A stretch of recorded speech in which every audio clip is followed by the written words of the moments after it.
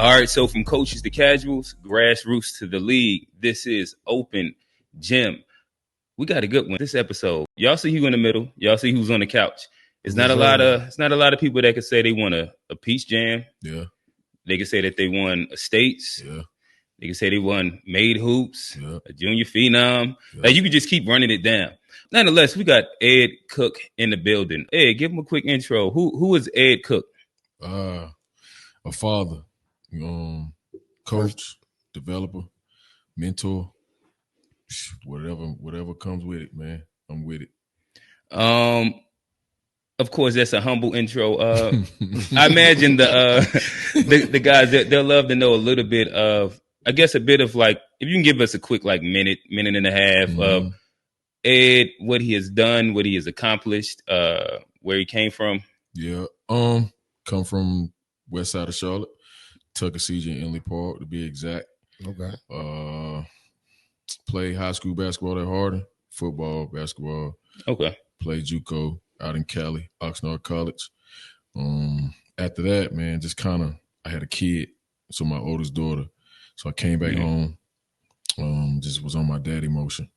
Okay. Had a chance to play at A&T. They wanted me to play, but I just wanted to be a dad. So went to school, did the school thing, man. Kind of was into, you know.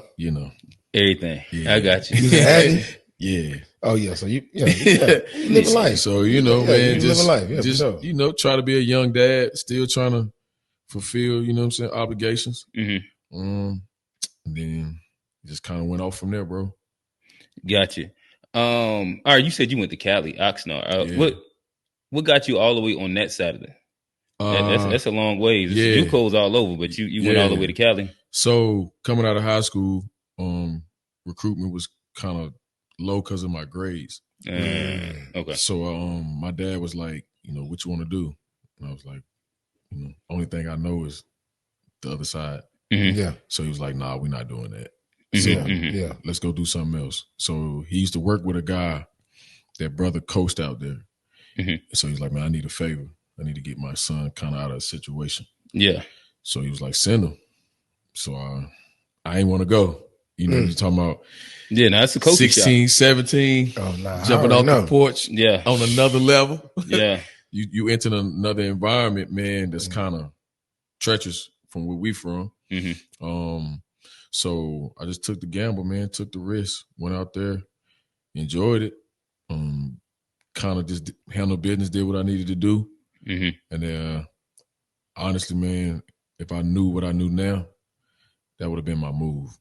Yeah. It was set up for me to really win. You know what I'm saying? Yeah. It helped me grow up a little bit more. But it was different, man. Cali different. Yeah. Different vibe. I can imagine. Yeah. And JUCO by itself is a whole different thing. You talking about you basically raising yourself. Yeah. No dorm room. You living in an apartment. Mm-hmm. You know what I'm saying? You fending for self. You got to figure it out. And so it put me in a different, mindset of survival. Okay. Yeah. All right. So I got two questions coming out of this. I guess one, I'm gonna give them to you, but so one would be, obviously everybody in the area knows you from AAU basketball. Yep. So I imagine there was an introduction that got you interested. Like, all right, bet I'm gonna get into this, and this is what I'm gonna do. I'm gonna coach a team. I'm gonna build a program. I'm gonna all the way down to, I believe, are you program director over at Team United? Yep. So going like that entire tree of doing that and how you got into that, but then you also said JUCO, in which there has been a JUCO rule change, and you've coached, or like I guess your boys is going off to college right now. Yeah. How have you seen that impact recruitment in general? You just can't you coached for some years, the 2025 class. I guess speak to that a little bit. So the program thing, like I got into this just because of kind of like just to help kids. I never really wanted to coach or train. Okay. That was never my kind of like my vision. You want to be behind the scenes a little bit. Yeah, I just wanted to help kids. You know what I'm saying? Because at the end of the day, like I understood where I stood. If that makes sense. Yeah. Mm-hmm. You know what I'm saying? So I just think God kind of gave me a vision and a path to be like, you need to help this to make sure that you straight. Yeah.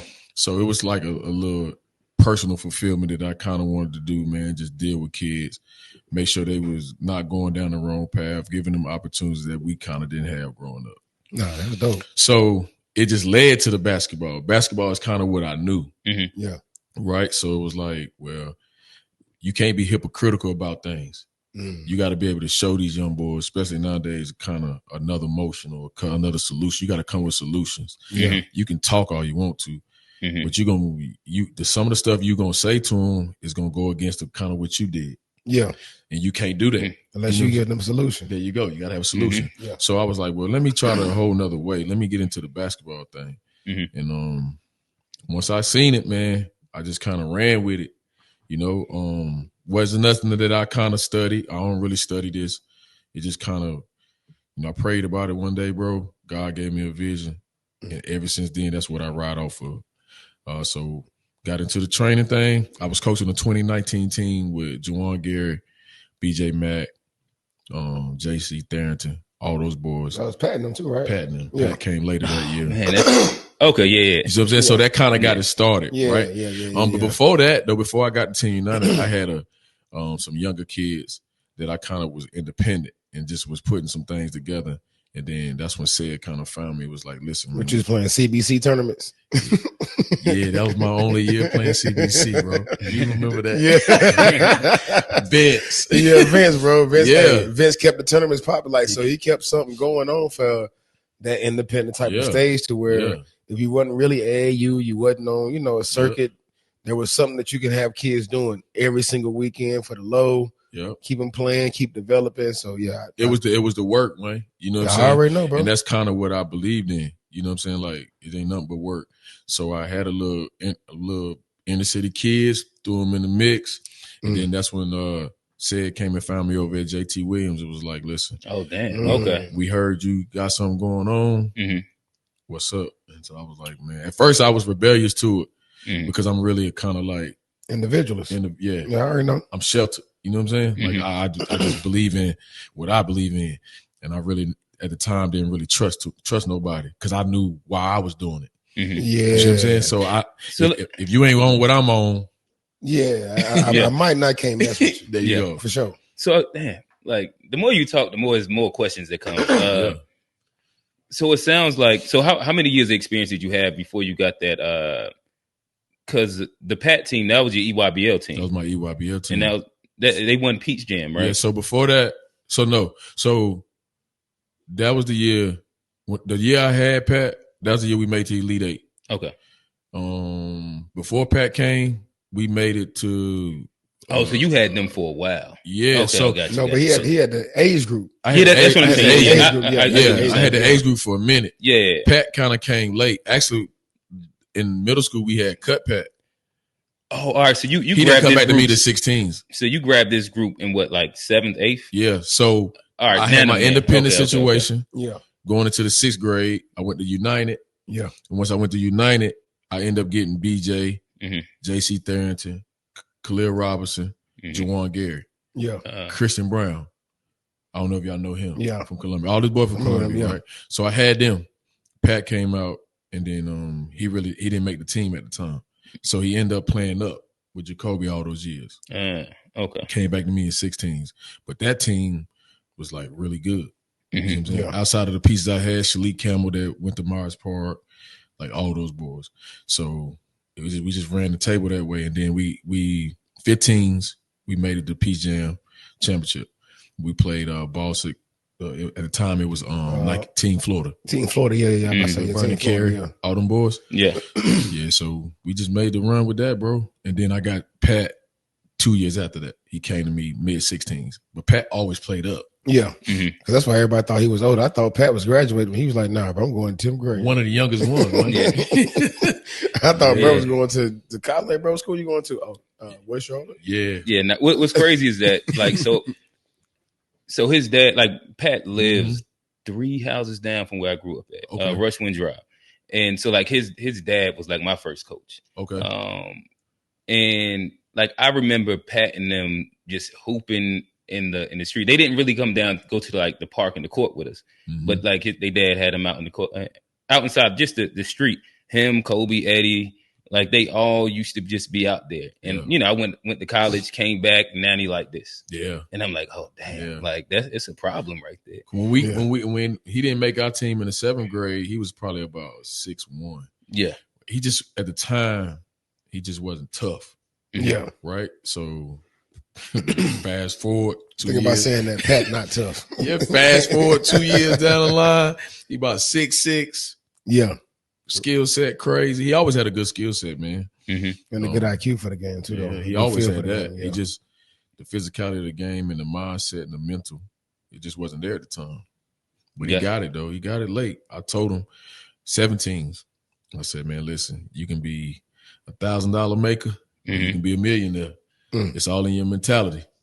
And from there, you found it, obviously. All she wrote. Yeah, dog.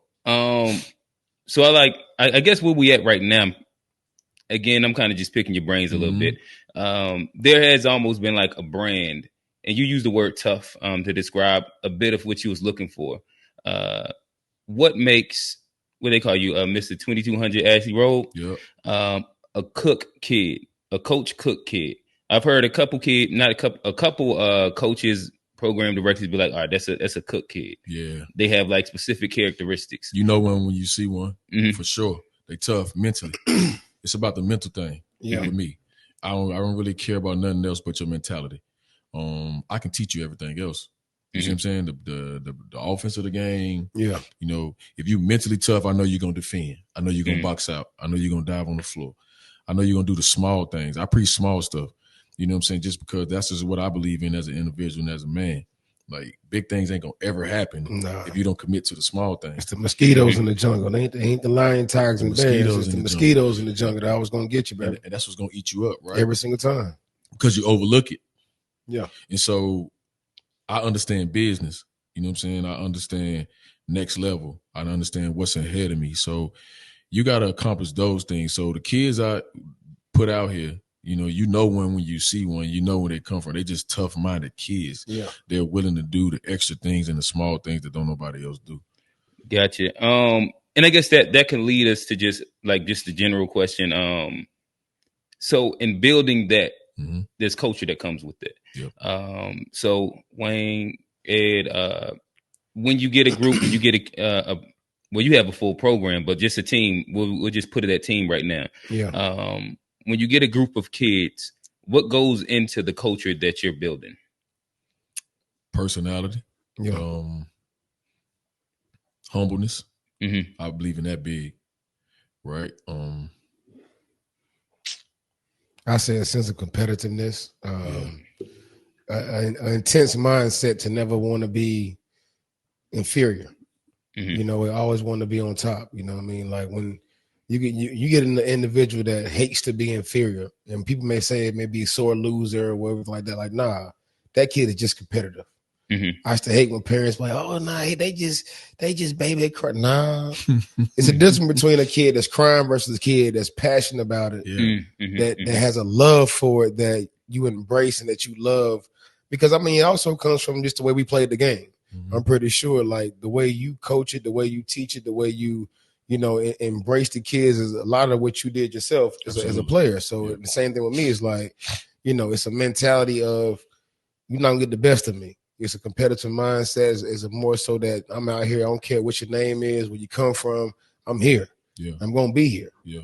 You know what I mean? So the more and more you have that mindset, the more and more you can actually teach it to the younger kids. Yeah. So I feel like with you and myself, because I hear, man, you and Ed, but y'all boy off chain, you know what I mean? But it's competitiveness, it's a passion for what we're doing, a passion for the kids, a passion for the game, a love for the game that, if you never been there, you can't understand it. They don't understand. And I done got to a point, I don't give a damn if you don't understand it. It's just who I am. Yeah. And I'm going to continue to be me and raise these kids the right way and give them that dog.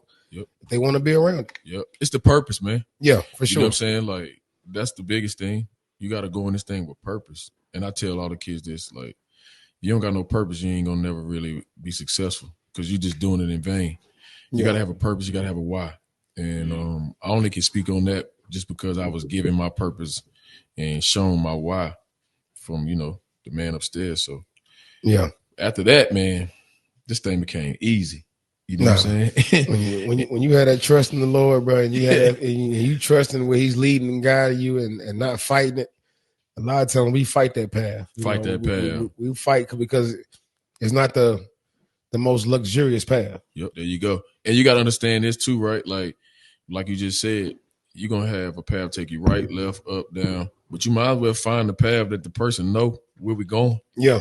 You know what I'm saying? Yeah. So that's what I tell the kids, man. Don't come in here if you don't know why you here. That part. If you don't know why you here, my message and my work ain't gonna be for you. And I know that, what to give you and when to give it to you and how to give it to you and when to pull back. Yeah. That's important too. So that's very important. So I guess we kind of stay here in building toughness, building some of that character within the kids. Is there certain things that within your process that you do to make sure that you're weeding out, whether this is like parents or kids that don't fit within what you're trying to build within your team structure? Yeah. So it started with the house. I have conversations with parents, right? And I already know if I can deal with their kid or not. And the biggest thing that'll get you excluded from me is when I first talk to you initially, how you respond to what I'm saying to you. Mm-hmm. So like, I might ask you a simple question about, how's your kid day-to-day basis? Mm-hmm. You might tell me something off the wall, but if you tell me something that's not resonating with my vision on how I operate as a man, because everything I go into, I operated as a dad. Yeah. Mm-hmm. That makes me a better coach. That makes me a better, person that understands more. Because now I'm able to put myself in your shoes on what you're thinking. Mm-hmm. So some parents you talk to, and they just not realistic about the process, right? So I know if you're not valuing the process, I can't help you because I'm a process guy. Yeah. We're going to go from step 1 to step 2 to step 3. You know what I'm saying? Run that marathon. When you get to 4, you got to go through the whole 3 steps first. Yes, sir. It ain't no skipping. And I think in today's generation, man, it's a lot of skipping because a lot of people, give you false sense of what's at the end, but they don't want to go through the first 800 stages. Mm-hmm. So that alone, man, will push me away from you. I don't really care about nothing else. You know what I'm saying?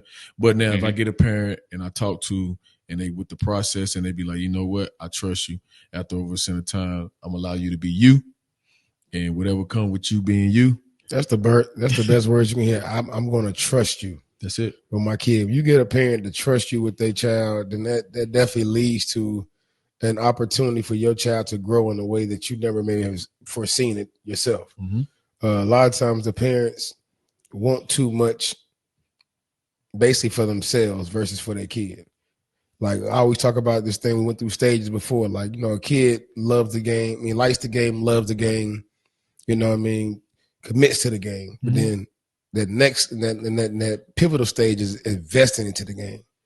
Now, if your kid not invested, you should not be investing yourself into things that go along with a kid that is invested. Give me that percentage, Wayne, on what you think that may be. Realistically, it's about 40%. Bro. Absolutely. Realistically, it's 40%. Now, from the outside looking in, well, fantasy-wise, it's 70%, 80%. No.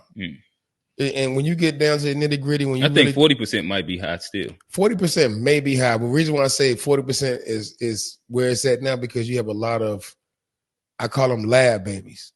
Okay. Like these kids are no longer being built from the streets or being built from the outside courts. They're being built to be trained from 4 or 5 years old in the lab, which is nothing wrong with that. But at the same time, you're not gaining a whole unknown factor for the love of the game. Yeah. And that love of the game comes from walking to the court, being outside, taking some scrapes, but hitting that concrete and getting that elbow burn. Yeah. You know what I mean? Old school dude pushing you down, man. Get your, you know what I mean? These little dudes ain't getting it. Them days definitely over. Them little days over, bro. So in a sense, you're which is an evolution of the game, but at the same time, when you're stuck from a generation of us that seen a lot of before and seen the after, and even in the present, it's crazy. Yeah.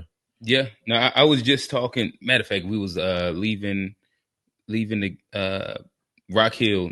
Oh yeah. And it was a coach that I knew. I think they be hosting open gyms. And he was talking about how like a lot of kids, they don't have a feel for the game. Yeah. Like a lot of kids, they just, like you said, they lab babies. Yeah. So they haven't been at the court on Sunday, and it's four ups to where like you gotta win. You gotta win.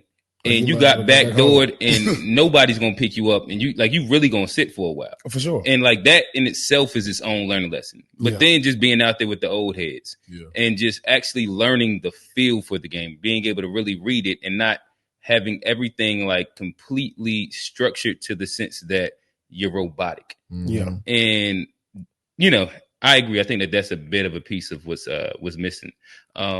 I guess I love to ask y'all this as we're kind of staying on the culture part a little bit. One thing that I'd say that people say about both of y'all for sure is that they can get them kids to run through a wall for them. Absolutely. Yeah. And just kind of being around both of y'all, I think that I think y'all kind of do it a little bit in different ways. But I love for y'all to speak to how do you get those kids to buy in and quote unquote be able to just run through a wall for you. So from the start of it, I'm gonna test you and I'm gonna break you. Like I'm gonna say some off the wall stuff, right? It's gonna be crazy, but it just building, trying to see mentally where you at, how far I can take you, and how far I can build you back up. Because I know the deeper I can take you down, the higher I can take you up. Yeah. So for me, it just getting you to understand, who you are. And for you to, understand who I am. And once we had this conversation and we build a relationship, so you can't do none of this without a relationship. A lot of coaches just try to go ahead and just be like, man, I'm going to be tough on them, but they don't know you. Right, you know what I'm saying? So a lot of kids that come to me now, they kind of heard of how I do things or whatever it may be. A lot of them be intimidated, be scared just because of what somebody else may be delivering about who I am.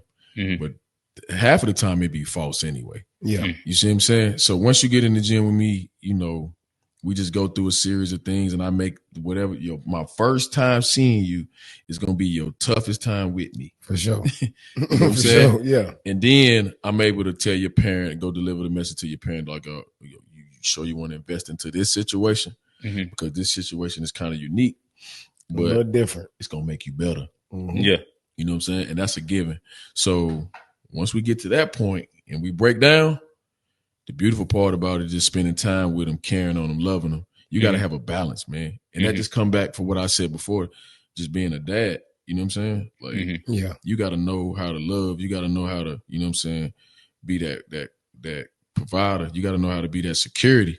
You know what I'm saying? And then when I'm dealing with other people's kids, I'm already being me. Let me be. If you with me, you mine. You see what I'm saying? Even though you got, I'm the third wheel. I'm going to take care of your kid, man. Because that's just who I am. Like I don't see no kid that's in my camp, outside my camp, that ain't mine. When I see y'all kids, it's still what it is. You know what I'm saying? We're going to go to the center stand. You know what I'm saying? Wherever we at, we up. That's just me, man. So it's just going to be tough. I don't believe in nothing else. Yeah. Yeah. So throwing to you, Wayne. What? I think outside looking in, this is something that I think is probably like a misconception with Wayne. If you ever been inside a gym with Wayne, seen him coaching, Wayne gonna turn up. Passion. You gonna hear it from 3 courts over. The ref getting cussed out, the other coach getting cussed out, and you might hear "Meet me outside," right? But you go into a practice with Wayne, like demeanor, chill, calm. Like it's a different way that he's dealing with like the actual kids per se. And I guess like what's your process when it comes down to getting the kids to run through a wall for you? Well, I mean, like Ed say, the first thing is it has to be personable. You know what I mean? So it's getting to know each player, what makes them tick, what makes them go. I've been blessed, with the kids I've had, that I've had a lot of great parents around that allow me to be me, and that says a lot, because like you say, from the outside looking in, it's like, man, this dude over there crazy, yelling, but from the inside, you understand it's a passion for what I do. It's a passion for the game. It's a love for the game. And like I say, just figuring out each kid, what makes them go and making it personable to where I know I can talk to one kid this way. I can laugh and joke with this kid this way. It's going to pull out of them. So it's investing in them to understand, like, yo, this dude really do fuck with me. And when kids fuck with you, especially this generation, you can damn near get them to do anything, not in a bad way, but in the sense of investing in them and helping them reach the goals they set for themselves. Yeah. So I always say that I'm not trying to change who you are as a player. I'm trying to make you the best version of yourself. And if I can make you the best version of yourself that benefits for this team, then, and kids buy into that, it's like, yo, if I'm going to be the best screener, the best rebounder, I'm going to do that shit the best I can. If I'm going to be the best defender, I'm going to be the best I can. So I still had kids that just, love the game and love to play with the way we played. I never took kids back, put them in the zone like, nah, at fucking second grade, we playing shell, bro. We in shell drill 4 hours, 3 hours in practice. You already know how it go. Like, Edna came in, seen the cones. That I got 5 kids, but I got 5 cones. We gonna figure that shit out. You know what I mean? Like, the work never does stop. And then, like I say, having great parents to understand that I understand what it takes, the work wise. You know what I mean? Going back a few episodes, I say, like, I've seen this game from every aspect. You know what I mean? The dope ass elementary kid, the dope middle school kid, the kid that kind of fucked up in high school, got it back right. The kid went to college, went to JUCO, red shirted, starred, did this, did that. Like, I've seen every aspect of it, so I understand what it means to sit the bench a whole game. Knowing you should be out there, knowing you've been killing in practice. I understand what it's like to be the star. I understand what it's like to have a certain role. I understand what it's like to be this. So understanding that and then looking into each player to see where they stand within that realm and helping them maximize that is like, when you get to that point and they feel it themselves, when the kids are calling you and texting you and say, yo, coach, we ain't got the group text. Yeah. What time practice? You got them. Got him, coach. We got him, coach. You know what I mean? When you get that, or even so, when they 3rd or 4th grade and the parents text and say, hey, little Johnny said, yo, he's ready to get back in the gym with Coach Wayne. You got him. He's ready to get back in the gym with Coach Ed. Like, that means a lot. That means you put an imprint on them kids. And once you get to that point, you understand you got to be the best for them and invest in them the way they've invested in you. That's right. Yeah. Another thing I do right now, I've been doing it for a while, is I kind of, once I meet the parents, I kind of eliminate them. And then I create some stuff with the kids. So, like, we have a group chat with the kids. Yes, sir. Once the kids trust you, the parents going to ride. Yeah. Oh, that part. Right? So it becomes easy. So I talk through my kids. It's another way for me to kind of, like, help them be young men, too. You got to learn responsibility. So I know you don't drive, but you know this time of this practice. So you got to be telling mom. You got to be telling mom. Yeah. And it's it take burdens off of the parents too, sure. and it helps them. So Ed, let them know what time some of your practices be. 6 a.m., 5 a.m. It's like that. Hey, I got a 3rd grade team. My coach right now, man. We in the gym every Saturday and Sunday. We don't travel at 6 o'clock. I practice them first at 6 o'clock. Little kids, 7 to 8 years old, man. And them kids grinding, they getting better. First tournament we went out in Rocky Mountain, they thought it was kind of like, playing at home. So a little different. Seeing little Big Johnny out there. Like, where he come from? Where his birth certificate? How old he is? Playing them kids from Baltimore, Thrill, and Durant. They got some killers. You already know. So it was like, I want to show you this. Yeah. So now when we get home, we working. So we in the gym. Talking about, man, Monday, Tuesday, Wednesday, Thursday, practice on the weekend, Saturday and Sunday at 6 o'clock. Nah, but that's the best thing you can ever do, though, at a young age, is really just do one. You don't got to do many. Just do one big-time tournament. Shit. You do your little local Carolina courts, Rise and wake you up. Phenom Hoops and Big Shot. Shout-outs to them. But when you take your butt on that road, especially DMV, a little different up there. You know what I mean? Or if you go down to that Florida or one in that Georgia, it's a little different. See, with me, it's always been strategic. Yeah. I don't really believe in playing home. Not because I don't want to play home.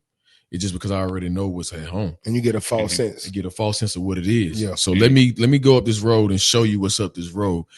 It helps me teach because I'm able to show you a kid that walking to school in the snow, that don't have the means.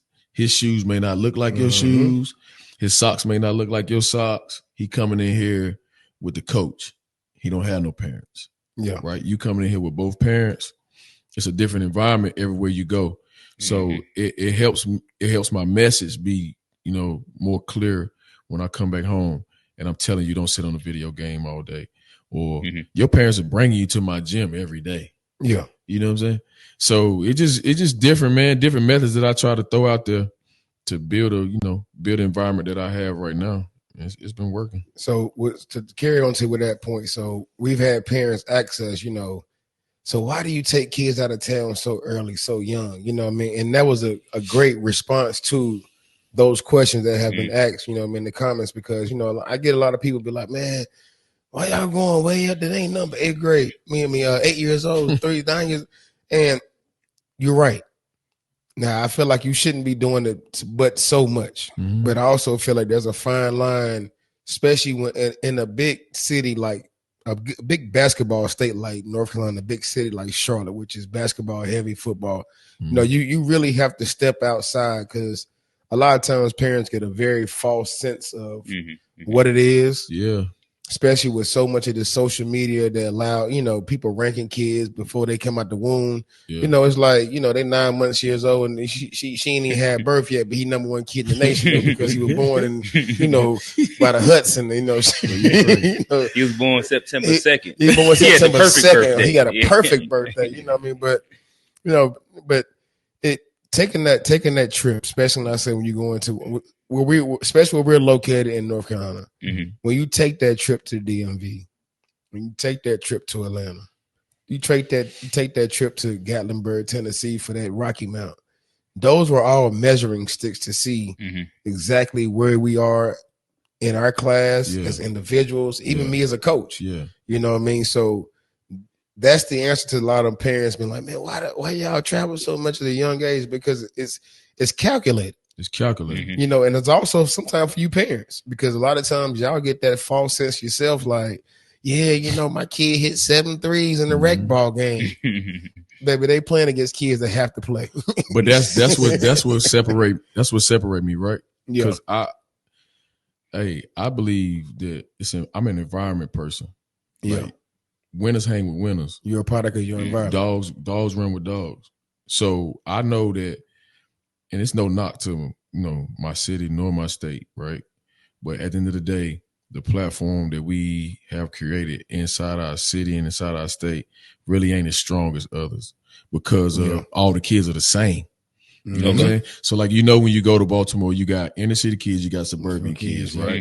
But when you come to Charlotte or you come to North Carolina, you're going to have your inner city kids, but they act just like the suburban kids. Yeah. And the suburban kids want to be inner city kids. Right. So for me, right, I want my kids to be in an environment where it's going to make you work. It's going to make you think. It's going to make you be somebody that you not to become who you need to be. Be uncomfortable. That's the biggest thing. So I'm going to travel at 8 years old. You know what I'm saying? But I'm going to play some local stuff too, just to bring you back, because I don't want to lose your confidence. Yeah, it's still you know what I'm saying? But I'm a firm believer too, like, you got to walk. Like, when is it? You going to wait till you 12 to teach them how to walk? What these parents also forget, when it comes to this travel ball, especially on an elite level, it's about having a team full of elite kids. Yes, so when we look at it from that perspective, you shouldn't expect less. You should be expecting more anyway, for the point that, hey, we put together this wasn't a team that we had that only in the pool of school. No, this is an elite team from the areas of Georgia, South Carolina, Tennessee, Virginia, wherever it may be. Like, we literally put together a team to go compete with the best. Yeah. So let's test it out. Let's test that out. But and this taking this shit a little bit different. Like, that's what has kind of watered down so-called AAU or travel ball. You know what I mean? To the sense that there's even 2 different levels now. Yeah. There's 2 different levels. I don't know if y'all want me to get on that. Well, hold on. Hey, I think we probably gonna walk down that lane. Let's walk it. But as we take you talking about walking, we're gonna take a quick baby step real quick. So both of y'all plus 10 years in the game when it comes down to coaching these kids, being involved. AAU. This weekend I was out at Rocky Mount. They had a tournament out there, it was big shots. And I'm just looking around, it was like that first time you walk back into a gym, you'd be like, okay, all right, this is AAU season again. Yeah. So with that, I think that the ages range from high school all the way up to the babies. Mm-hmm. And with that, when you're just looking from the back court to the front court, you'd be like, oh, there's some newbies here.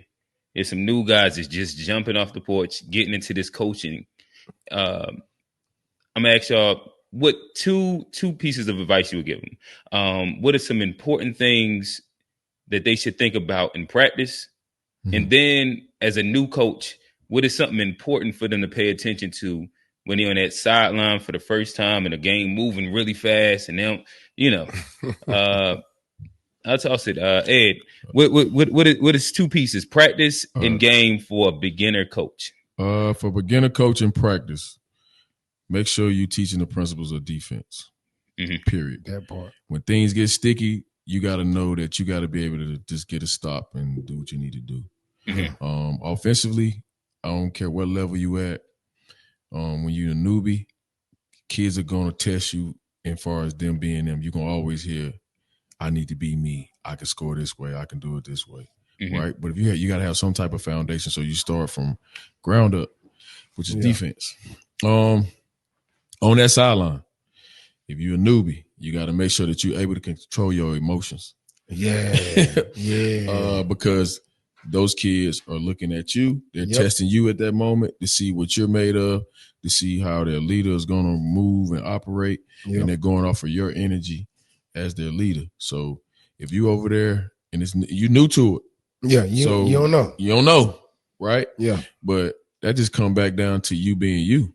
You know what I'm saying? If you're going to be out here, yelling and screaming, you ain't going to have a team long at the new stage. Yeah. It take time to be able to scream and yell. You got to put in some years. Nah, you say that, it makes me think about that time that Jordan was talking about. They played New Jersey. He's like, man, I wanted to beat them because Calipari's over there just yelling for no damn reason. Like, bro, we pros. They pros. Like, you ain't got to coach every possession. But, yeah, you're right. Like, you have to control them emotions. I think that's the first and foremost to me. Absolutely. It's like, getting into it, the first thing you're going to feel like is that your emotion is going to affect the game to your favor. There you go. And it's not. Like you say, your kids are going to feed off that. And especially talking about babies, they're literally your sheep. You know what I mean? You're guiding them, and how you guide yourself and move yourself is how they're going to respond as well. So be on that sideline. I say first and foremost, you got to know who you are as a coach. You got to know who you are as far as philosophy-wise, and that has to begin with defense. Mm-hmm. Like you say, please don't go out there playing 2-3 zone. Please don't. Because if you go in that circuit playing 2-3, you're going to get exposed quick. But, like, literally go into it with a plan. Like, understand that, whatever age you have, nothing can trump teaching kids how to play defense. I don't care if they 2. You can teach a 2-year-old to slide, put his hands up and box out. He'd do that every single time. He don't know nothing else. The fundamentals. So that should be the basis of everything you do. Yeah. From there, it's like, your philosophy for us offensively. If you don't have one, a simple set of just moving the ball, being unselfish, off ball movement, drive and kick. But that's, a little bit more advanced. But for the most part, have a philosophy of defensive. You can figure everything else. I mean, really, if you go back to the younger ages, the team that won, the team that can defend. That's it. Defend and make layups. That's it. If you can defend, pass, and make layups. At 8, 9, and 10, right? If your team can pitch, kick, bounce pass, and run, layup, and run, easy basketball. Easy basketball. So, something as y'all are kind of talking through the game a little bit. It's something that you said that kind of stuck out to me earlier, and I guess probably this would be a time before we kind of segue a little bit to bring it up and get you to kind of expound a little bit more on it. Mm-hmm. So you said that you don't really, or I don't know if you don't still study or if you didn't study. Something that you hear a lot when people speak about you and kind of like your coaching ilk and on the sideline, they be like, Ed make adjustments. Yeah. So like if you've seen you coach before, like you throw a lot out there. Yeah. From like different defenses to different offensive sets, like how you attack certain moments. Yeah. Where did that come from? Was that just having like a really strong coaching as a player? Mm-hmm. Yeah, I don't know. Like I want you to without having to give all the I'm gonna give all the it. gems away. Okay. I'm gonna give it. Okay. Give it out. I'm gonna give it because at the end of the day, somebody might need it. Somebody might need it, right? But they not gonna be able to. And I'm saying in a humble manner, right? I'm gonna give it all because they can't duplicate it. You ain't me. Mm-hmm. You know what I'm saying? And I'm gonna be honest with you. I've never studied nothing inside this. I don't really pay attention to what other coaches do. I don't really study film. Like just a few minutes ago when you was like, I'm gonna give you these questions, it would have messed me up. So I'm one of those ones. Gotcha. Like if you give me something and be like, oh yeah, I need you to watch this or do this, that ain't. So in the sense that I mean for you then it's more about the feel, being who you are, being who I am, and motherfuckers having to adjust to your ass. That's it. So like that's what's up. So when I'm in a game, I don't watch. So like when you get to the high school level, film study is important, right? Mm-hmm. I personally don't watch it. My assistant coaches do all the film study and they get a scouting report to the kids. Okay. Right. Sometimes I don't even go into the scouting report in the meetings and listen to it because when I get to a game, I want to trust your eyes. I want to trust my eyes. I want to trust my gut. Yeah. That's how I always been as an individual, though. That's dope, though. You see what I'm saying? So when I go in a game, I watch how I coach, how he looking at my kids in warm-ups. I know if he gonna do what he gonna do, and it's all chess from there, right? So I make my adjustments off of whatever move you make twice. I don't really the first move be a false move for me. Yeah, but I'm able to see that. You know what I'm saying? I'm able to see how you throw things out. I'm able to hear what you're doing. That's the only time that I really pay attention to somebody else because I'm so in tune with me and my intuitions. And again, yeah, and I know y'all been hearing me say this throughout the podcast, but it's just something that God blessed me with. Yeah, right. And I'm a firm believer in that. No, for sure. Because, bro, if you look down to it, I don't watch YouTube videos. I don't talk to a lot of guys about coaching because what you may feel ain't what I feel. And if I use what you give me, it ain't gonna work for me because it's for you. Mm-hmm. Boy, I said that shit. Remember we was talking about that, about the whole trainer on the sideline that was trying to tell me about a player in the middle of my, I watched that. You were there. And you felt everything, bro. Was like, I feel you, bro. Yeah. Like yo, like, don't do that shit. Like, bro, like, even me and him being peers on the same organization. Yeah. I could tell he may wanted to say something about, but it was like, nah, bro, do what he do. I do what I do. Mm-hmm. And I know he's training to do what they do. That's it. You know what I mean? You putting this monkey wrench in the shit ain't gonna work for us, and right. Because you see it that way. And it's just about like people sometimes tell you information for you to fail. That part, you know, and that comes from just my foundation on just life, right? Yeah. So, bro, I'm just I just get it. Mm-hmm. I ain't even trying to be cocky or nothing. You know, that ain't me, right? But I just get it. And it just come with experience of just me being in my own parameter, me being in my own box. I trust my box. I trust my work. I trust, you know what I'm saying, kind of my investments. Yeah. You know what I'm saying? I pour into myself, but I don't even, I'm going to give you some truth. I don't even really like basketball. You know I've heard you say that before. Yeah, I've heard that before too. Yeah, like people like, what do you mean? Like, man, I don't watch basketball. Mm-hmm. Only time I watch basketball is during March Madness. Yeah, the best time to watch or you know, the finals. Yeah, I'm a football guy. Like I go to a regular season football game. Panthers might be 0-16. I'm there with you, bro. I don't give a damn. Right, but again, I know it's about the balance. Yeah, because I'm into basketball so much. Mm-hmm. Like it's hard for me to go to high school games. It's hard for me to go to middle school games. Sitting beside him. We're gonna build up to that. Okay, we get to that. So yeah, I guess one thing which could be spoken of would be like you have like a coaching tree. Yeah. Like you've been in it long too, Yeah. so you have a coaching tree. To where like there was a time with Grind Academy, I was up under your coaching tree, and it was like, for example, you told all the coaches you kind of should treat practice like 4 quarters. Absolutely. And like that's a philosophy that you have when it comes down to it. Yeah. To where you ain't got to give out like all your secrets. You want me to speak on the 4 quarters? Sure. Yeah. Go ahead. Get to it. Yeah. That'll probably that's where it's at though. All right. Yeah. So what I do is we tell kids all the time, you got to train for the game. Yeah. Right. Mm-hmm. Us as coaches, we got to prepare for the game. So when you go in practice, for me, right, I'm gonna give you game scenarios. I'm gonna give you game structure. I'm gonna give you game environment. So I know right now in the high school parameter things, right, it's 4 quarters. So I break everything down into 4 quarters. So we go 2 hours and everything's in 30-minute segments. Yeah. Right. And for me, I start the first quarter off of my practice with the toughest situation, which is always conditioning. Yeah. Right. Break you. And then the second quarter, we typically go offense because now you're fatigued. So we go 30 minutes of that. So we go skill development, shooting while you're tired. The ball while you're tired, making decisions while you're tired. Yep. Yeah. And then we get a halftime. Then when you come back out, we go defense.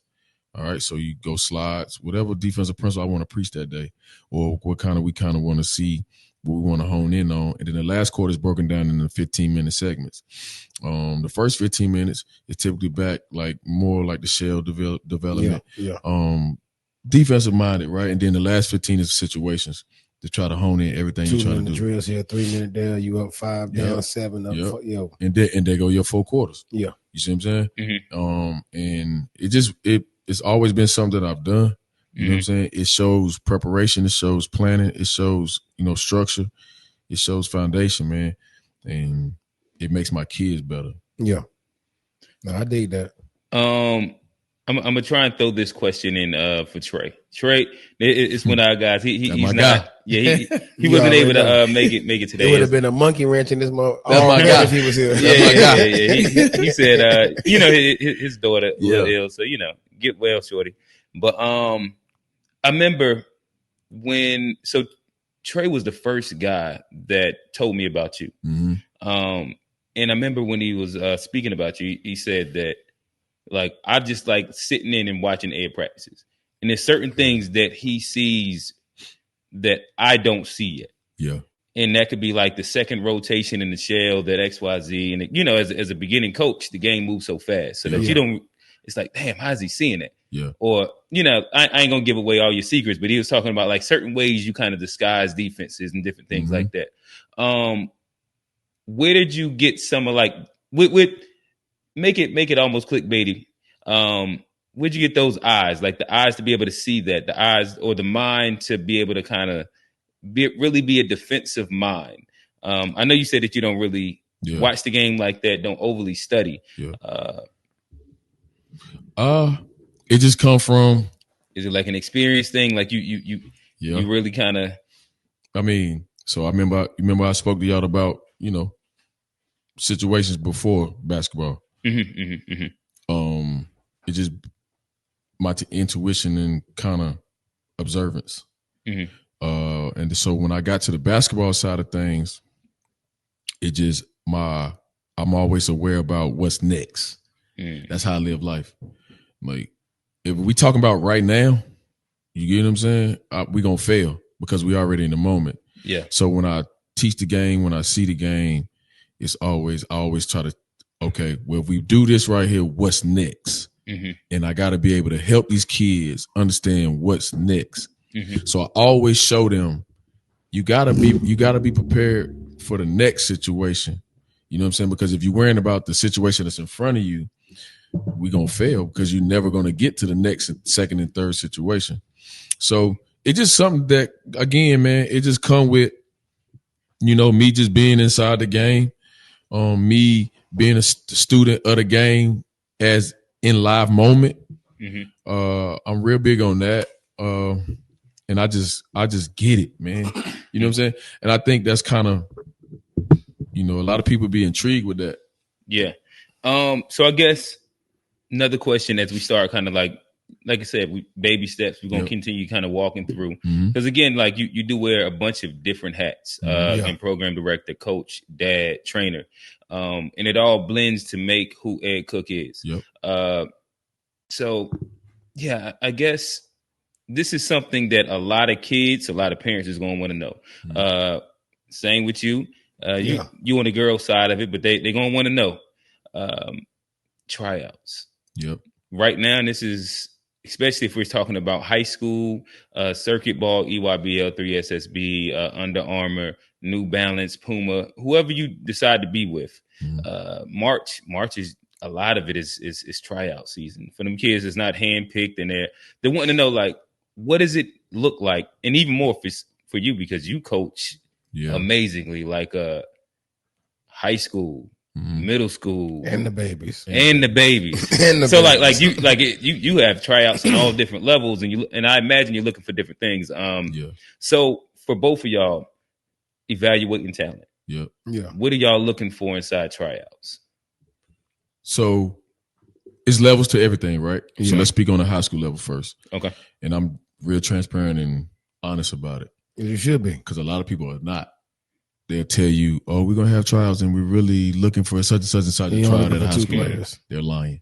You know, at the high school level, you handpicking your kids because it's money involved, and your job is on the line. Your job's on the line. And reputation. As a coach. You saying that you gonna just hold a tryout and it's gonna be 70 kids and you gonna pick 8 out of that?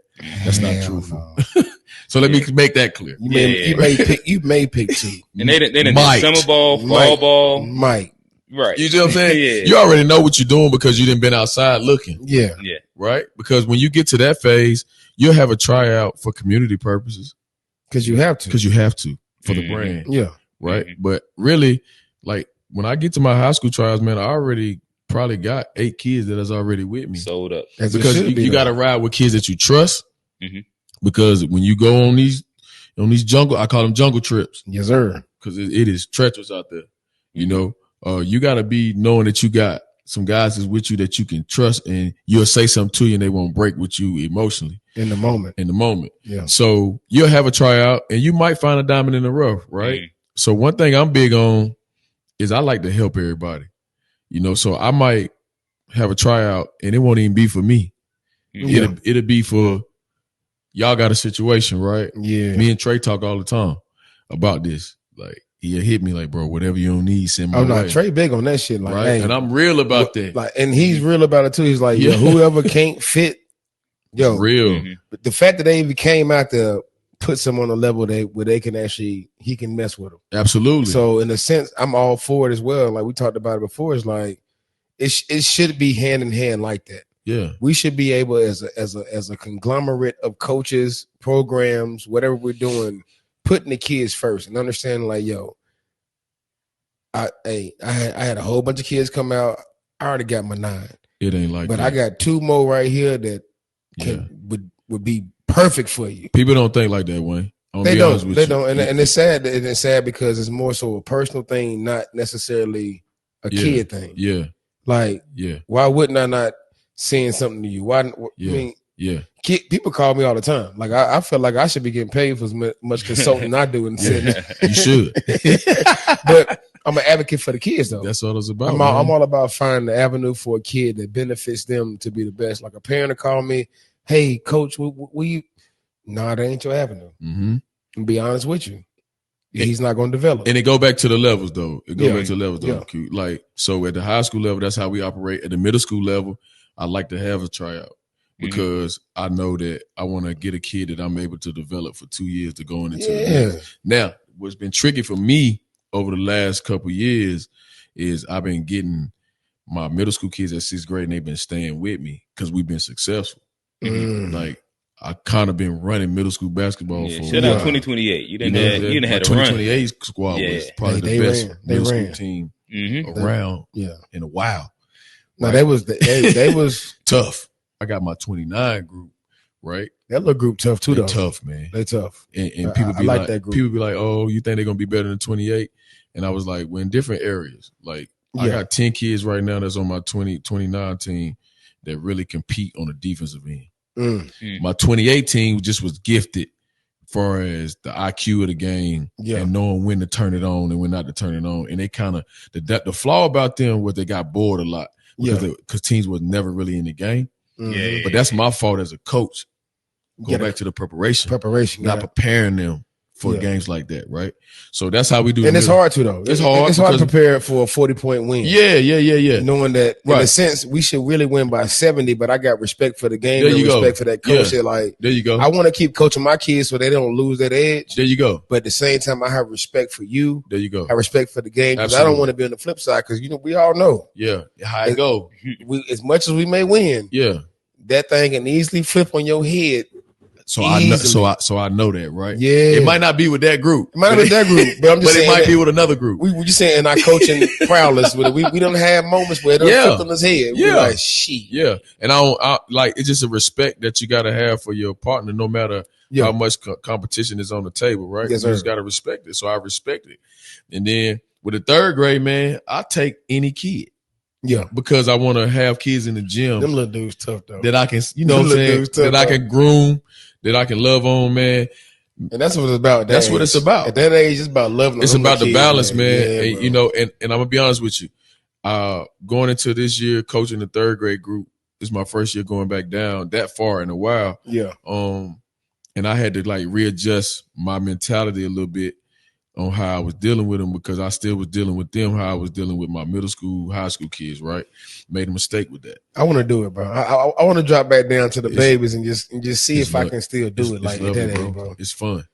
So I really do, man. It keeps me balanced. You know what I'm saying? I feel like once mine is kind of off and going, I think I may do that, bro. Because I feel like it's a certain kind of love and just prowess that go into the game at that age right there, it's bro. It's a different feel. I was watching them play in Rock Hill, bro, and I was enjoying. I was like, damn. Yeah. We thought our kids at that age was the shit. Yep. From my eyes. From my eyes, it's like, yo, this is the big game for them. It's fourth, third, look crowd and shit. Didn't realize the big boys playing around because that shit didn't matter to us. That's right. Mm-hmm. But it's like now you got the older kids, you go back and watch the babies, like, yo, damn, my kids was that small. Yep. Mm-hmm. And I'm gonna tell you what's pretty dope about my situation is because I got my hands on it all. My older kids come back and show them love, and my babies love that. Nah, that's bro. You know that's the best when the big bros come and sit on the bench. They sit on the floor. Or sit on the floor right there. They're behind the bench. Oh, man, that's love. It's all love, man. So, man, my third grade group is getting better and better, man. They tough. That's Lil B in them, right? Yep. Yeah, Lil B. Hey, he tough. Hey, they had the little interview, bro. Tough. I felt so. I was sitting beside, bro. I said, bro, it's okay to smile, bro. Yeah, he tough. Because he in the middle of playoffs. So he got to be focused. I said, bro, you a dad right now, nigga. Smile, bro. Yeah. Enjoy this moment, bro. So they go back to what I was saying, right? Yeah. His dad is a coach. Mm-hmm. You feel what I'm saying? Yeah. He ain't called me not one day. He come to practice. He sit on the sideline. He don't say nothing. Chilling. He just understand what's going on. Respect the game, That's bro. it. You know what I'm saying? Now, I respect him for that because, he a high school coach. And so he can easily, want to tiptoe. He don't do none of that. Half the time he don't even come. Yeah.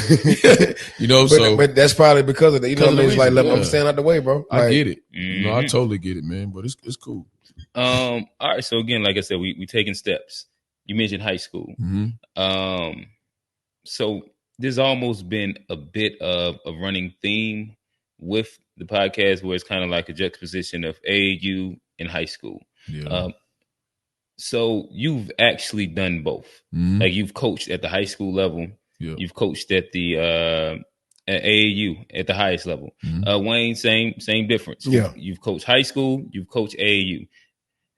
What are some stark differences when running a program at the AAU and the high school level that you think is probably like something that's noteworthy? I guess we'll start with that.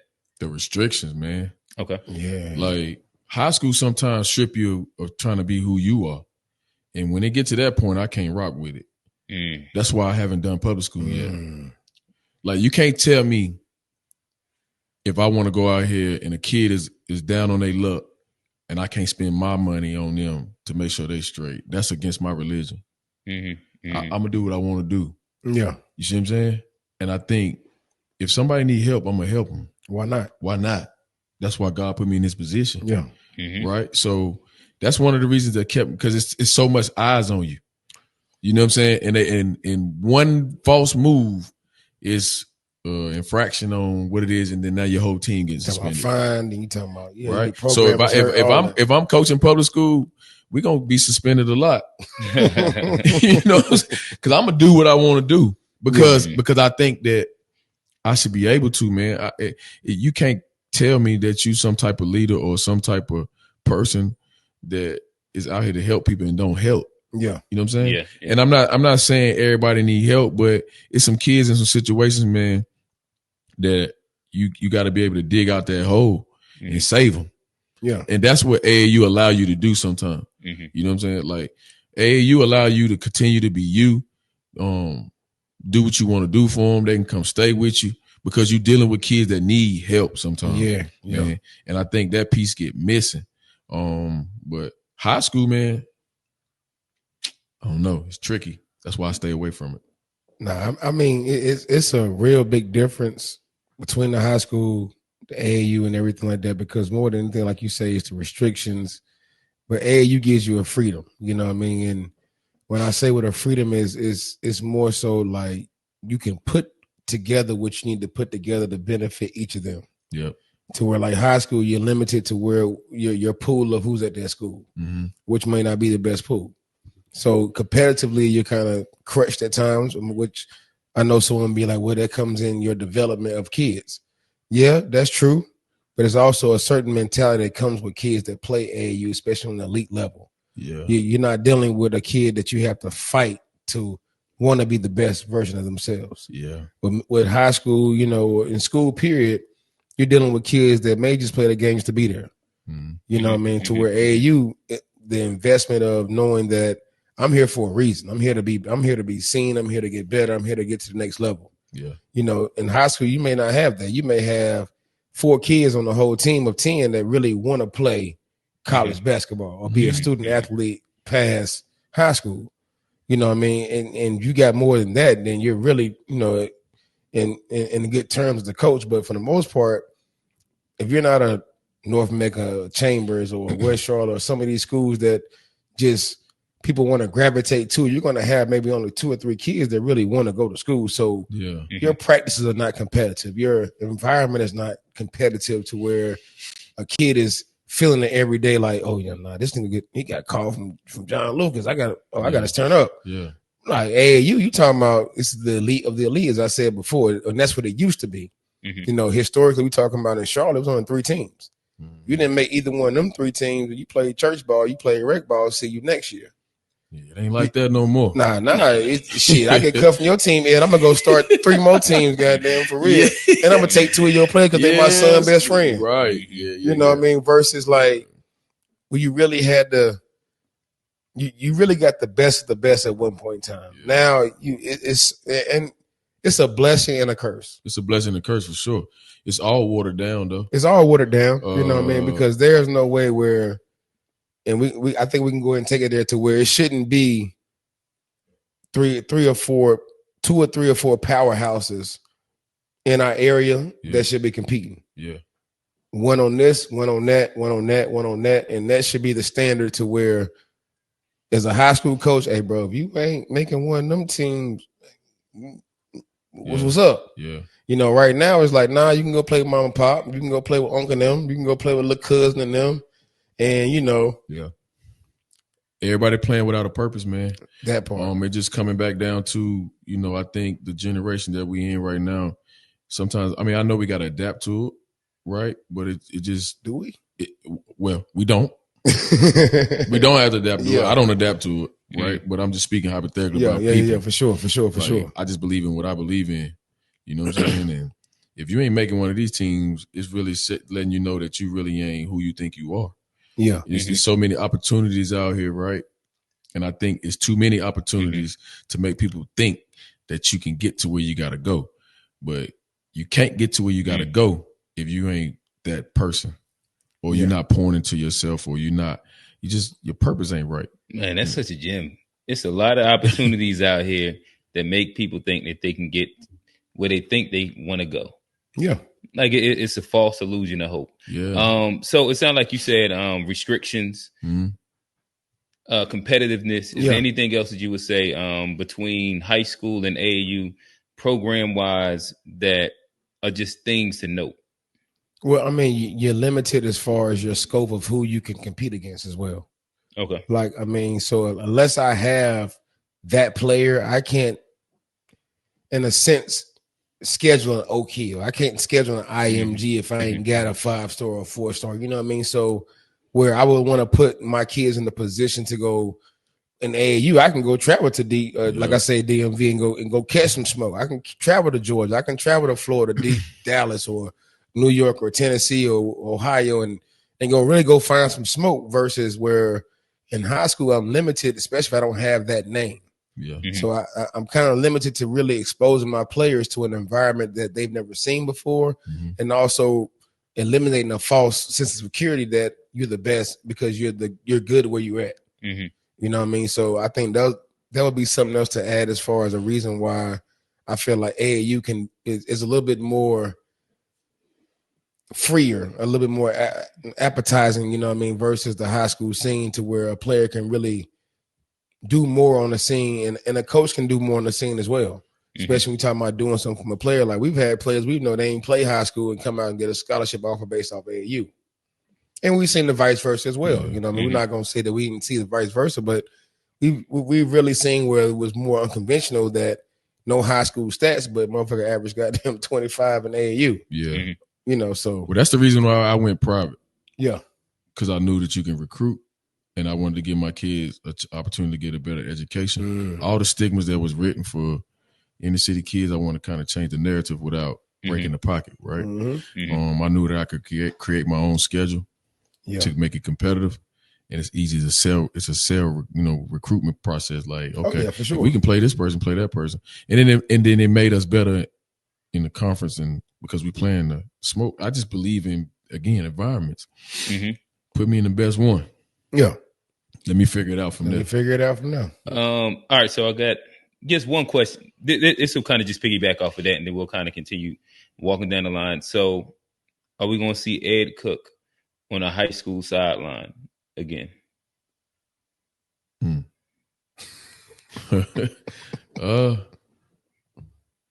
I know the offers are coming. Like, it's a choice. Yeah. So they come. But like, if just speaking from like what you want to do, I know we know you acted from the babies, all the way up to like the EYBL level. Will Ed Cooke find himself on the high school sideline again? So wait, let me answer this. Yeah, I know, because I really he running interference. No, I ain't gonna run interference, but I have a good question, and we might have to edit this out because we can't. But I want to hear just what the fuck happened with the Harden job. Straight like that. You knew about the Harden job? Hell yeah, come on. That's why I say we might have to edit this out, but shit, this is good content if we can use it. Yeah. Okay. Well, so let's use it. Okay. All right. So the Harden job was pretty much my job. Harden was one of the situations that I kind of wanted to tap into. Yeah. Just because it's my alma mater. Of course. It's on my side. Perfect. And I wanted to build it up. Yeah. And then I had the interview process. The AD told me it was a green light. Okay. The principal was liking me. They had a new principal. I forgot her name. So that weekend, right after I had the interview, I had went to Memphis. It was session 1. Okay. And we had an early game, like at 4:30, which is 5:30 here. Yeah. And then she had called, so she wanted to call for her to officially offer me the job. Gotcha. And I didn't answer, so she left a message. But at the time she left the message, it was probably like 7:30 Memphis Central Time, which is 8:30 here. Yeah. So I didn't want to call back out of respect. Right. So the next morning I was like, well, I'm gonna give her a call, but you talking about this Saturday. So I hit the AD and was like, listen, she called me, let her know I'll call her back. She didn't like that. I was talking through him instead of her. So come Monday, I get back home and business picked back up. Then the next thing I know, I get a posting that they gave the job to somebody else. So that's how that worked. Which didn't make me feel no type of way. Yeah. It just one thing about me, man, like That's crazy. You gonna know, like I just believe things gonna work how it's gonna work, right? Yeah. Because I already know it's coming back full circle. That's what I said. It was that story, but I want to hear his story. Yeah, you know what I'm saying? You know, so I didn't heard, like, I know people hear a lot, right? Mm-hmm. I'm just one of them people, man. If you want to know, ask. Yeah, I'm gonna tell you. That's such a. Listen, but that's exactly what happened. No, because I mean, like, shout out to the guy that's over there. Yeah. Shout out to him. I think he trying hard. Yeah, and you know what I'm saying, Wayne? He trying hard, dude. Hey, he's put together a good staff. This is what I would. Well, yeah, I would say that he has put some minds behind him. What I will say is that Harden, obviously, you could speak to anybody inside the coaching world from here, Charlotte, all the way up and down the East Coast to the West. That's a missed opportunity. Good Lord, off of it. That's crazy. Yeah. A lot of, you know what? I mean, when that happened, man, and being the fact that, and then you got a whole feeder. It just would have lined itself up. It was kind of weird. So like in the interview, that's what I'm telling them because they asking me this. Yeah. Mm-hmm. Like, I mean, of course, I mean, they're aware of who you are. Yeah, they asking for a reason, right? Like, well, we know you would tell us about it, so I'm telling y'all about it, and they was intrigued by that, and I'm like, letting them know as long as you got the seeding, I can get the kids because they're a magnet program. Yeah, right.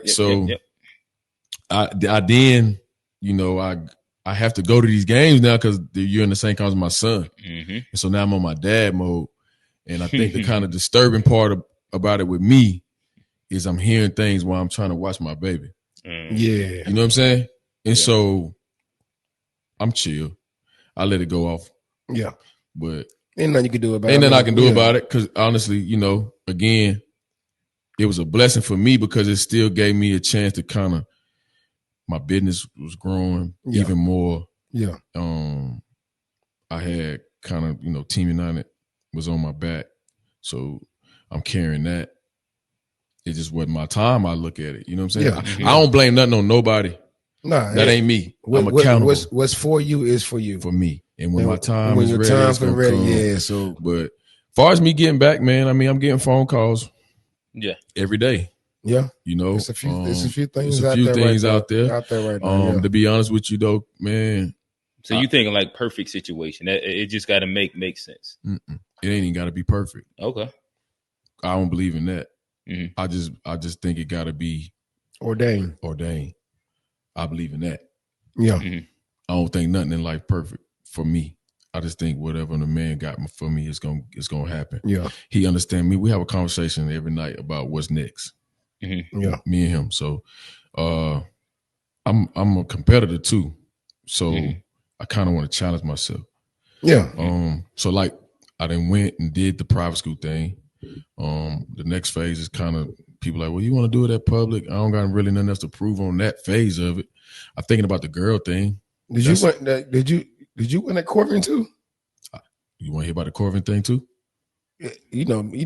Let's talk about Wayne know all. Let's talk behind the scenes. That's my dog. That's my dog. We gotta call him behind the scenes. My guy, man. My dog so the Corbin thing kind of happened like the Harden thing. Okay.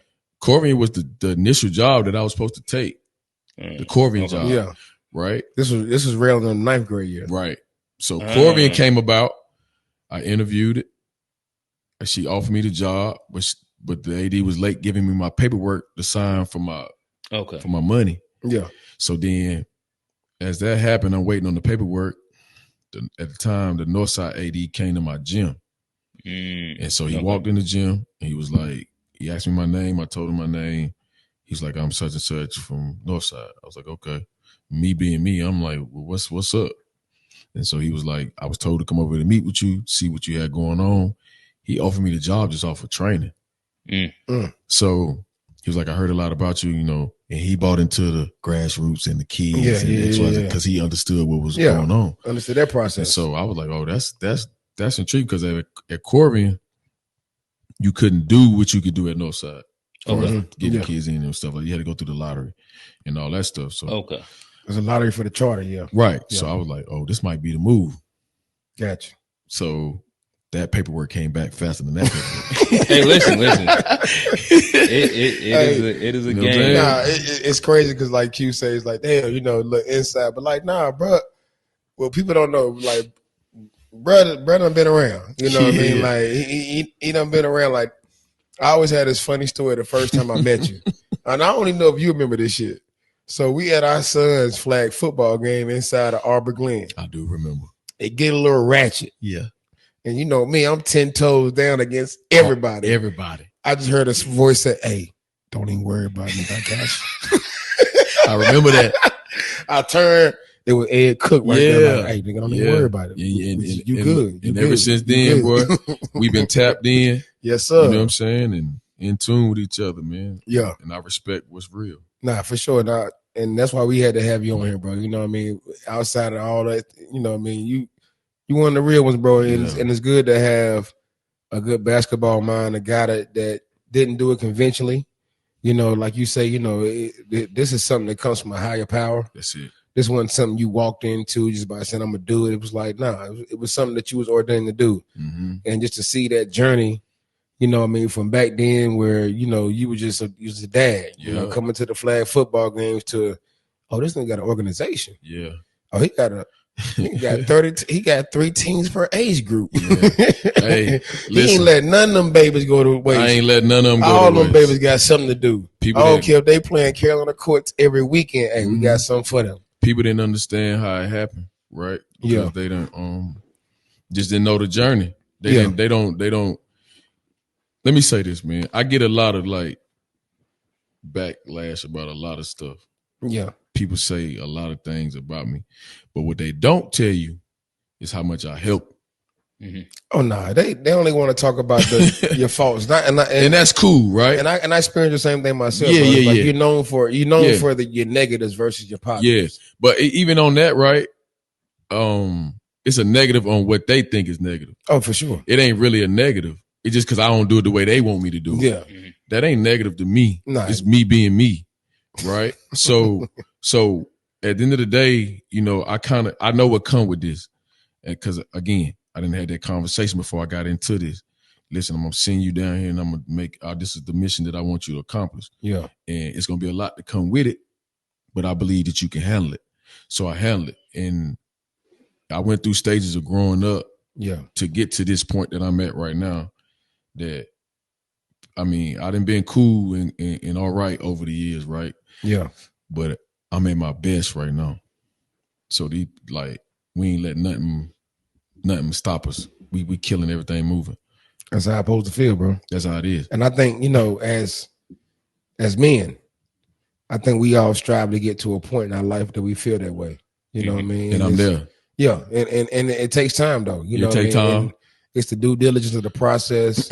I know we're kind of veering off, but this is a message just for our young men that do tap into it. It's like just hearing that journey by itself is understanding, like, I may take a left, may take a right, may take a fall, but it's the due diligence of the process that you got to endure to get there. You know what I mean? Like they said, weep a man endures for the night, but joy come in the morning. There you go. You know what I mean? Like, and if you don't go through nothing, then you're not gonna appreciate nothing. You're not gonna appreciate nothing. A little adversity ain't hurt nobody. Nah, it haven't. It builds you. It builds you. A little fall, a little scrape, a little boo-boo ain't gonna hurt nobody. Yeah, so that's definitely something that and I guess this is somewhere where I can like share a piece of like my journey.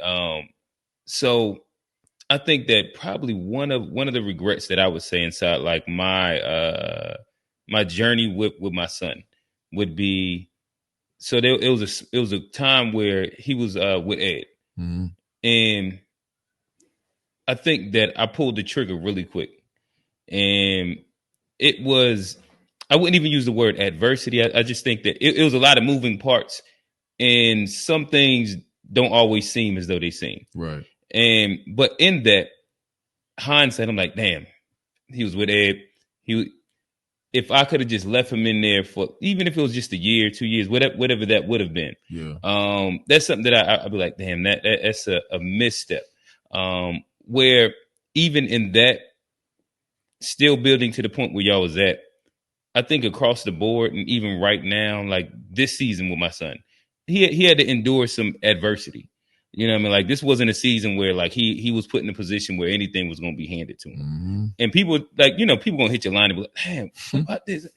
My response is like, it's good for him to go through a little adversity. Oh yeah. Like right now, you got to figure out how to work for something, earn something, and build towards something. And understand that the way life works, if you a grown man, an adult, nothing's gonna be handed to you. Yeah, but so the regret, it wasn't no regret that you should have because you learned from that situation to be prepared for this situation. Yeah, right. You only have regrets when you don't learn. Yeah, that's right. Well. So, and I remember that situation. And for me, I just I'm a parent, and you get it. I get it. You get it. People be like, "Oh, I don't get mad about people leaving." Because I understand. I'm the same way. Sometimes I've always been that way. Yeah, sometimes it just don't work at that moment. Yeah. But I'm also one of those guys that I don't really close my door because, again, I understand why I'm doing what I'm doing, man. Like, hey, don't you hate when mother be like, damn, why you let the mother come back? Yeah, because what I love him, bro? Because I love him. Like once he's mine, it's mine. He's mine, bro. Not pause. You know what I mean? Like they say, but like once that, bro. That's just me, bro. I let anybody, like, unless you cross, if you don't cross me crazy, you're gonna always have an opportunity. And it ain't gonna be the kids, it'll be the parents anyway. But the kids love you, bro. Like they show love all the time. Like it was so funny. The boys they played one team and then the other team's out there. So when the little kid sent me dapper, he was like, hold on, he the ops. I was like, ain't no ops. Nah, we bro, all family. That's my guy right there. Yeah. He was like, nah, that's Coach Wayne, bro. Like, nah, that's my dog right there. The little dude was like, oh, okay. Yeah. But it's like we put our imprints on the game and on kids that, forever. Yep. Forever. No matter who you go to right now, where you at now, it's like, bro, I'm always rooting for you. Yeah. You can always call me. Yeah. Because I was always that guy like shit. My crib was the crib. Yeah. I pull up in the Altima, goddamn 5 deep. I got the whole starting 5 in the car. There you go. You know what I mean? Because that's what we do. That's the life, man. That's the life, bro. Like, I've had my cousin be like, bro, why are you picking up kid, ain't it? I say, bro, man, I can't not put the kid up. All right, fellas. So we'll kind of stay where we're at. High school versus AAU. I know that we've talked programs and just differences between coaching at a high school and an AAU level. So I know maybe it skews a little bit in the room, but I still love for y'all to speak through your experiences. Impact on recruitment when it comes down to the AAU versus high school. Again, we know like in recent years, they've made a lot of pushes towards making sure that high school coaches are involved in like the high school recruitment. Again, this could possibly throw back to the JUCO question as well. But just through your experience, what has been more effective when it's come down to recruitment for a kid and actually placing them into college? High school, AAU. The political answer is doing it together. Yeah, okay. That's the political answer, right? Political. Yeah. I think it'll be a better situation if the high school coach is on the same page as the AAU coach. But 98% of that is never going to happen, right? All right, here we go. So the recruitment piece really comes from the AAU side of things because of the relationship. Yeah, you know what I'm saying? Nowadays, the college coaches want to go to the person that knows the kid, knows the family, and is consistent with them. You know what I'm saying? Even though it be a turnover ratio that's kind of big in AAU game nowadays, you still the person though. If you mess with kids and they recruit a kid, they gonna come to you. Yeah, you know what I'm saying? Okay. Like for a situation like I have a kid right now that's at Nebraska. Is that Juwan? Juwan. Yeah. Everybody come to me, and he got other coaches that he done been through. Yeah, but they come talk to me about everything with that kid, right? And then it's more personable, man. You know what I'm saying? With the high school thing, it's just that's their job, so they supposed to do it. Yeah, But I would a lot say of them this, don't even do it though. But I would say this right here though. Excuse me. As far as the high school level though, I think it's pivotal for them as well because they're the ones day to day. They're the ones that can pull the grades, can manage what's going on with that part. You know, I think AAU as a coach, you don't really have that imprint on that part of things. Mm-hmm. You can market a kid, you can form the relationships, but as a high school coach being day to day, I can make sure he's in the right class. Yeah, that teacher ain't doing right by him. I can You're right. kind of manage that part. I can make sure that my counselor is making sure they're in compliance with NCAA. I can make sure that clearinghouse is on point. You know what I mean? So I feel like you say before, got to be together. Bro. It should be more of a tandem, more so than against. More powerful together. You know what I mean? But I feel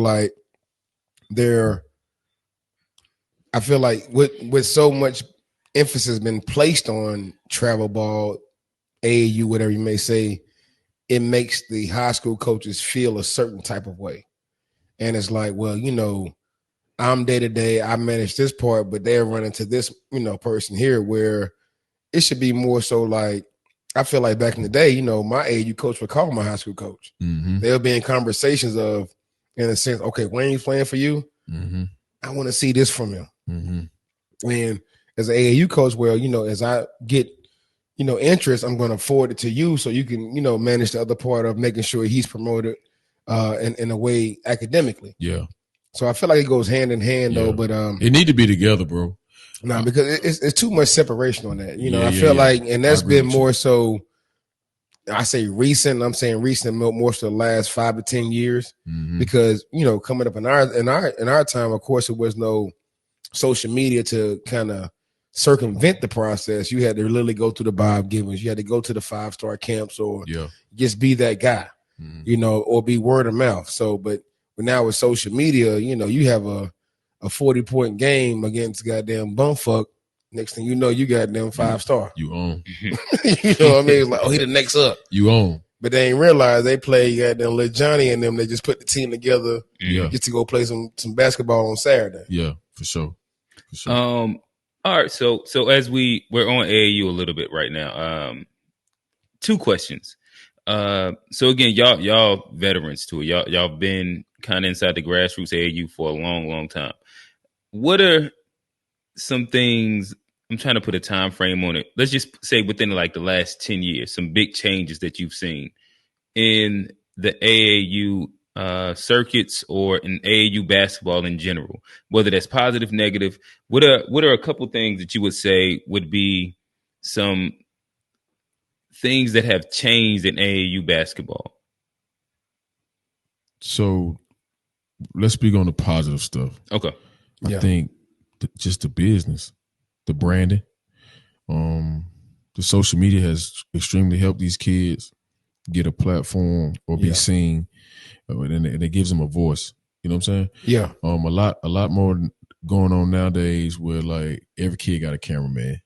Bro, right? That's the funniest shit. That's the funniest shit ever. Is that a positive or a negative? It could be both. It could be both. Okay. Right. But again, I know business, so I kind of understand it. Yeah. And it's helping. The negative stuff is I think it's more people focus on the bullshit. Like, I'm a firm believer of, you know, people being in the right spot at the right time. Yeah. But nowadays, man, the game is just so screwed up because you don't see basketball no more.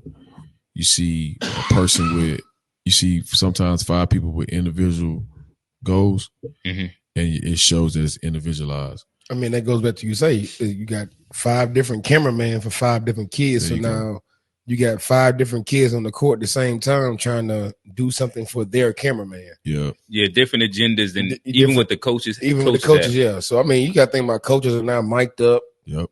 You know what I mean? Then you got these crazy ass reporters, bro, glorifying these kids. You got people that are charging parents to rank their kid on a site that don't even matter. Man, that's the wildest thing right there. Like, you know what?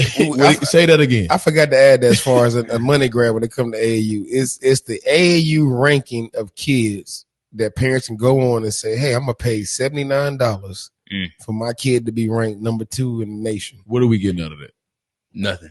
I think the parent probably gets clout that they can post on their Facebook or something like that. I mean, but that sadly, that's it. I think that's what it is, though. Yeah. If anything, so much of that works to the detriment of the kid. And I imagine we all know at least one kid in the area that we could be like, dang, the ranking. Well, I'll put it like this: the rankings didn't match up to the game, but as well, what ended up happening with it is that kid became like a target even within his class. There you go. Yeah. And then like his peers kind of felt the way about it. And like it became its own little thing. No, that's a negative part. Right. It put a lot of pressure on these kids. For no reason. Right. Yeah. And again, we're raising kids. Yeah. So our job as adults, our job as dads and moms is to make sure these kids walk the steps they need to walk to get to the top. And sometimes the top comes faster than they need to come for kids. And they're not built like that because of what Coach said a while ago. They haven't been outside to scrape their elbow. Yeah. You see what I'm saying? Yeah. The environments they in are not created to help them sustain this stuff. Mm-hmm. So it's a lot, man. We're in a weird state in youth sports in itself. Mm-hmm. I think the parents are more worried about them than the actual game. Well, I feel like a lot of parents are living too much vicariously to their own child. Yeah. You know, and they never had a chance. But also there are so many more avenues to life. You know what I mean? There are very select few that are selected as a student athlete, as an athlete to make that a profession. Mm-hmm. And it takes a lot for a parent to understand that. Like, I understand that, yeah, it looks good when you see Jalen Daniels with his mom and he bought mom a house and they sitting beside Juju Watkins or whatever it may be. You know what I mean? That's cute for the moms that got sons, but that's not for every mom. It's not for every dad. It's not for every kid. Mm-hmm. You know, so in a sense, when you're forcing that, and that goes back to what I was saying, that a lot of parents may be committed, but your kid invested? Yeah. You know what I mean? A lot of parents are wanting to make their kid be invested when they're not. So now you're wasting money, then you're getting upset, and then and I think sometimes that's the parents that we hear that get overly zealous in the game, give or take, good or bad. Mm-hmm. It's like you're feeling so much pressure for the money that you've invested for a kid that's not invested himself. You talking about the after game crash out? The after game crash out, the mid game crash out, the halftime crash out. I done seen it at halftime. I done seen it after the game. I'm at the game. Lord. I'm at the game Sunday, and everything was good. Cheering for the fans, cheering for the team. Yeah, coach, you shut up. We beating y'all. Next thing you know, why you taking my son out? Because he made one mistake. Yeah. It just flipped that quick. Like, you was for the team, and as soon as it went against your son, it was over. Yeah. Show real character. Real character right there. You know what this be my story from the weekend.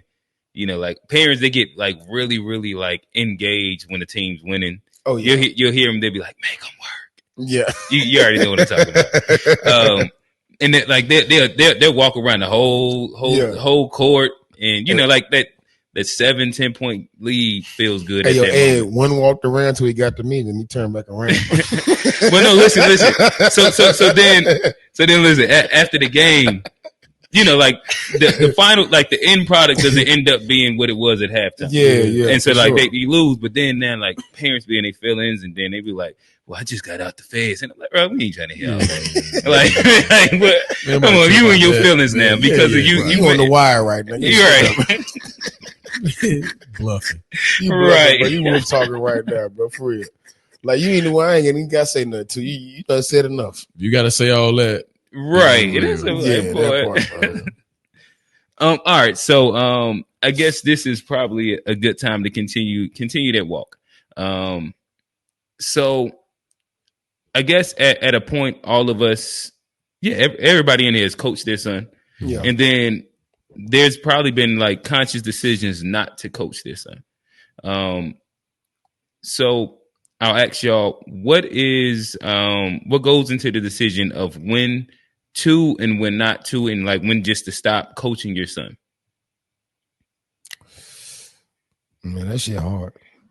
I ain't gonna lie to you. I mean, it's a hard decision when you know the game. You know what I mean? And I'm not saying just being self-titled as knowing the game, but it's known that you know what you're speaking of. You know what's expected of a player that's trying to get to where your kid is trying to get to. You know what I mean? I can only speak from experience. I can't speak from anywhere outside of myself. It's more so like I know what it took for me to get to where I got to, and I know that what I didn't do to get to where I didn't go. And it's more so understand that I feel like as a father, it's a part of being a dad. Like you say, you know what I mean? I'm a leading guy, and sometimes it's going to be I'm a leading guy in other areas as well, outside of just life. Basketball is life, though, but at the same time, though, it's more so understanding that part. So for me, it's I set kind of like the temperament of how we're gonna do this with my kid. Yeah. I let them know once we get to the gym, I'm coach. Once we leave out of that gym, I'm dad. Yeah. So if you're trying to talk to me about what happened at a game or in practice or in a workout outside of that gym, I'm ignoring you. And I think that kind of helped me. Yeah. Right. I'm a firm believer. But I'm like you though. Like it's tough because you know the game and you see bad coaching and people think, oh, you just saying that because that's your son. No, bad is bad. Yeah. Right. So I want to make sure my goal as a dad for my kid is to make sure that he has the best knowledge and information to be successful with whatever he want to do in life. Yeah. Right. Period. Basketball, soccer, whatever it may be. So if I'm a guy that knows the game, am I really to shortchange my son when I'm helping everybody else kid be better? That part. You see what I'm saying? Oh, I get it. Me coaching my sons, it ain't even about the coaching. It's about me being an active dad. Yeah. Because I miss so much with my kids. Yeah. You see what I'm saying? So it give me a chance to kind of still travel with them, still create memories with them, and do certain things with them that I don't get to do throughout a year because I'm spending time with somebody else's kid, right? And I miss so much, especially with my oldest son. I miss so much with him.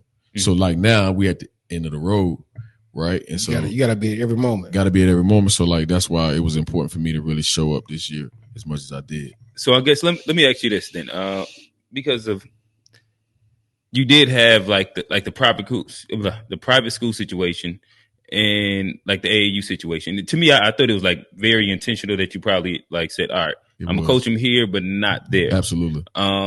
So what went into like that mindset? Because you could have also just had him all the way. I know my son. No, it's funny. The saying was, he ain't no Northside kid. Yeah. Okay. So look, that was a saying. That was I asked the same question. You got to know. Listen, you got to know Kamari. Yeah, he was like, he ain't no Northside kid. Bro. Putting Kamari in a private school would have been a disaster. Okay. Right. So he need his freedom. And then he still played football too. And they didn't have a football. And they didn't have no football program. So everybody overlooks that part. Everybody thinks it's just one thing, and that's why. You know, it's funny when you hear everybody, the peanut gallery talk. You know what I mean? It's like. But you know who made that decision?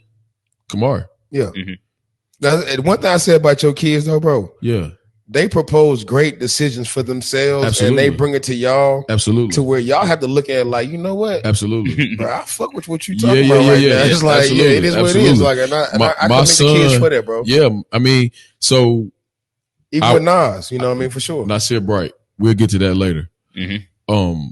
Kamari, I went to him and I recruited him just like I recruited any other kid to go to the North Side. Yeah. Okay. And I set him down. I set his mama down. I talked to both of them, just like, you know what I'm saying? It was what it was. And I gave him time. Yeah. And I, you know, went at him heavy. And then he was the one who was like, I don't think that's the best for me. And so I asked him, well, okay, what can we do to try to sway you to make it the best for you? And he was like, it's just the environment, not my set. Yeah. So when he said that, I didn't force the issue. Yeah. And then at the time, you know, people were like, oh man, how you don't take your son? But then on the other end, it's like, well, his son on the team, we don't want to be involved with it. And I'm the biggest thing that I love coaching my son. But in the mix, I wish I kind of didn't. And sometimes because he catch so much flack because of me. Like he get overlooked a lot because of who I am. He catch a lot of heat, man, just because I'm his dad. So a lot of times, I just feel like he don't get the recognition that he should get as a basketball player. So I stayed away from a lot of it just because I don't want him to have that pressure. I don't want to. As you say, recognition. Yeah. This would be like giving him recognition right here really quickly. So that like there's something like he was at Chambers for a little bit last year. And like I'm a student in the game. So I'm just looking at kids and small things that I can just take or whatever. In which like when me and QJ, we work out, there's a move that we call the Kamar. Okay. In which like it's like the push cross into like the cross like this. Yeah. In which like just seeing him like it was a game. He was going downhill. Yeah. At the Chambers game, he had the kid rocking. I'm like, all right, let me grab that. No, right. We all right. That's a little thing. Yeah. But literally, like I really love his game, and like it's small little pieces to it. Like I said, we have a literal drill that I call the Kamar, just based off of something. I don't know if that was instinctual, something that y'all had worked on, but nonetheless, a kid recognition. Yeah, his instincts are really good. Yeah, right. He understands. It's coming with the football. Yeah. I was about to say that. I was about to say that football, bro. Like, yeah, and it's like he just. A lot of stuff he do, people don't understand this too. Like, I don't really work Kamari out. Okay. Just because. Nigga, you been saying that shit. He was like 10. I remember you was like, man, you don't even remember this right here. We was at Betty Ray. And he was like, man, that nigga suck. Yeah. He's like, what? That's your son, bro. Like, nah, he got to get better, bro. He got to do. I was like, when you said, I was like, that's a hell of a way to look at it. Like, quit putting your son on a pedestal that he's not on. I'm a realist. And you got to be realist with it. And that's a testament to a lot of parents that be real with yourself. Yep. Don't be sitting there overlooking the process. Yep. And it made me a better coach for him. Oh, no, for sure. Right? No, for sure. Because I understand where he at. I understand where he need to work on. I'm on him every day about playing both sides of that basketball. Right? Offensively, I think he has a hell of a talent in just being a leader. Yeah. I mean, you're talking about in the toughest conference in the state. He had 7 assists, 14 and 7. And he's still getting to that foul line mid-range. Yeah. He's extremely fast. Yep. The next phase of whatever he chooses to do, whoever offers him, whoever gets him, they'll get him a more mature kid because of all the stuff that we went through. Yeah. And it was designed that way, bro. It wasn't nothing that just happened. Like everybody like, no, I just fell into that way. Nah, we designed it to be this way. I wanted him to go through whatever, play in certain situations. I sent him to DC after he left Chambers on purpose. And left him up there. Yeah, it's they bred a little different up there, especially basketball. They call us the hoop state. That little DC area, that's like hoop city. It was just more taking him out of his environment. No, he definitely. I mean, and a lot of people need that. You know what I mean, just to be taken out of that comfort zone. And the saying goes, "Get comfortable with being uncomfortable." And when you're able to embrace that part of it, that's when you see the growth. That's the biggest piece, right? Yeah. It's just the biggest piece. Like I seen him getting comfortable with being here, being around his friends. I seen him kind of drifting a little bit, not as focused. Yeah, I got you. Right. So I was like, okay, well, I got to play for you. There was the environment. Sometimes you got to change the environment. Got to change the environment. So I sent him there, and he was bored, but that's college life, right? Focusing more on the business than the fun. Yeah. If you can't balance the both, you need to cut one out. So we had to cut the fun out. Get to the business. It was the best year I think he had. He dealt with a lot of adversity. He had to build new friends. He had to build different relationships. And it made him a better leader. I watched it this year, right? Yeah. He came back the whole way this year. He asked me, because I was going to leave him again. And he was like, can I just finish this year at home? I did it for me because first year I stayed away. I didn't go to no games. Okay. Just on purpose, you know what I'm saying? Is that when he played JV and varsity? Yep. Yeah. Then his sophomore year, he played varsity. Yeah. Right. I maybe made like 2 games. And then his junior year when he transferred to Chamber, because he really transferred to Chamber to play football.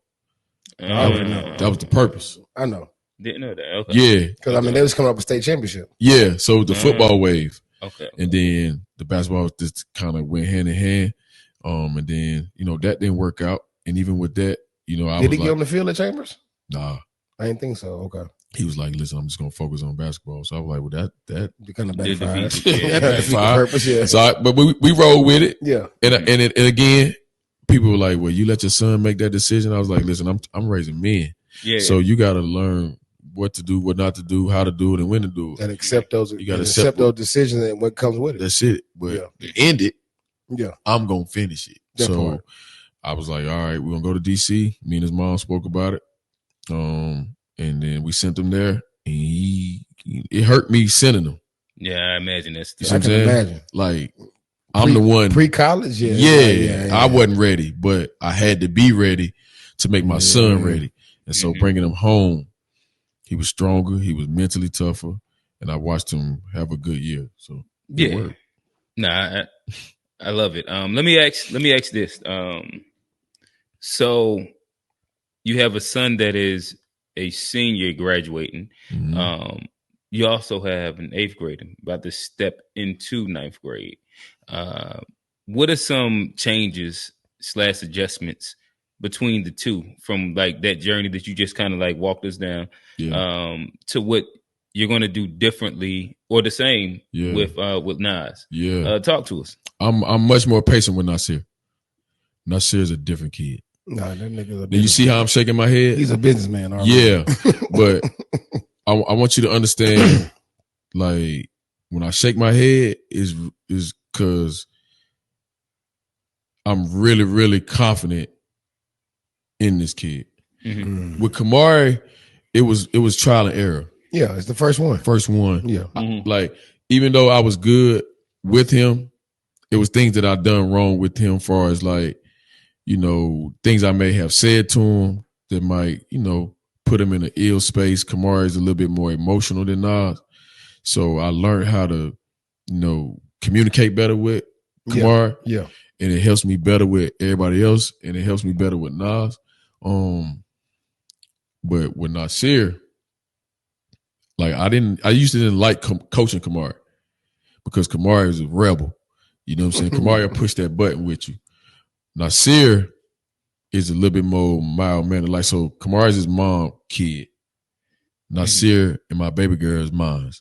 So that's my partner. You know what I'm saying? Okay. Like, so coaching him is pretty dope, right? Yeah. That's how I feel about Zach. Yeah. But when I shake my head like this about Nasir got a chance, like, to be really, really good. He played both sides of that basketball. Mm-hmm. And he just extremely aggressive. Mm-hmm. You know what I'm saying? His IQ, Nasir, one of the smartest kid I ever met. Like, school wise, he do the right things, man. He's a leader by naturally. He just one of those ones, man. Yeah. So like when I see him now, right?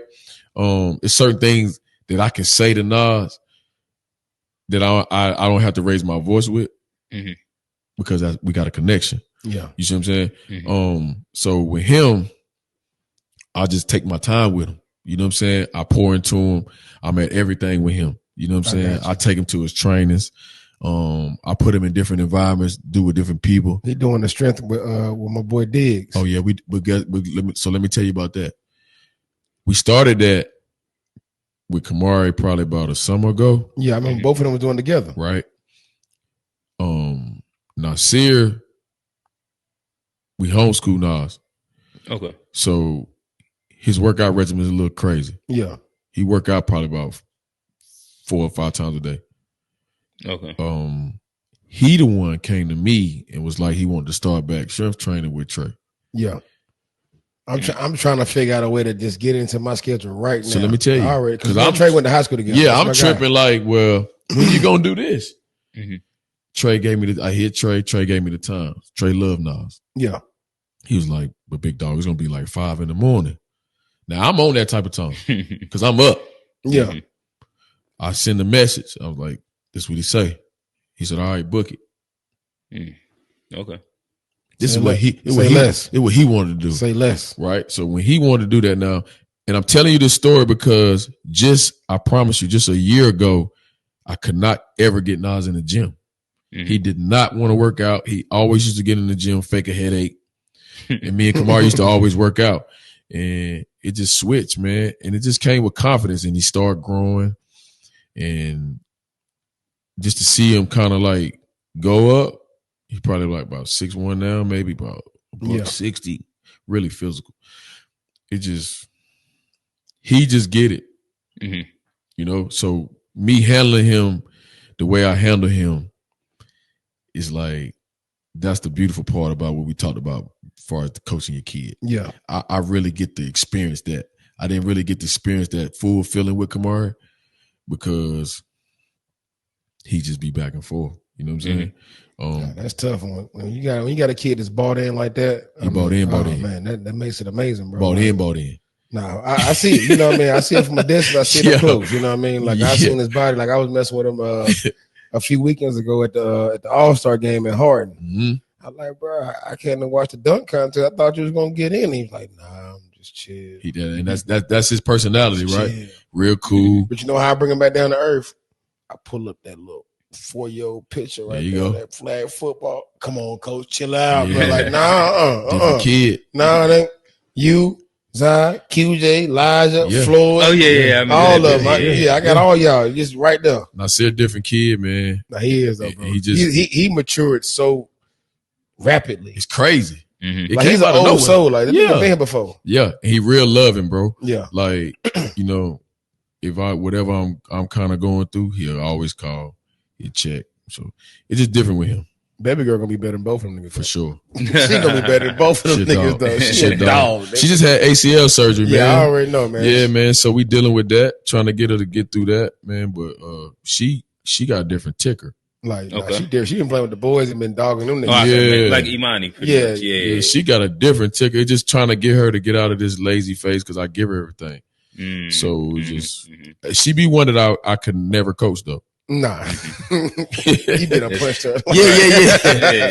Y'all be done fell out. Yeah, I can't do it. He be like, baby girl, you can't even come to my crib tonight. You gotta go over there man. with your mama. I'm gonna let her go somewhere else and just enjoy it. But send her to G. Okay, there you go.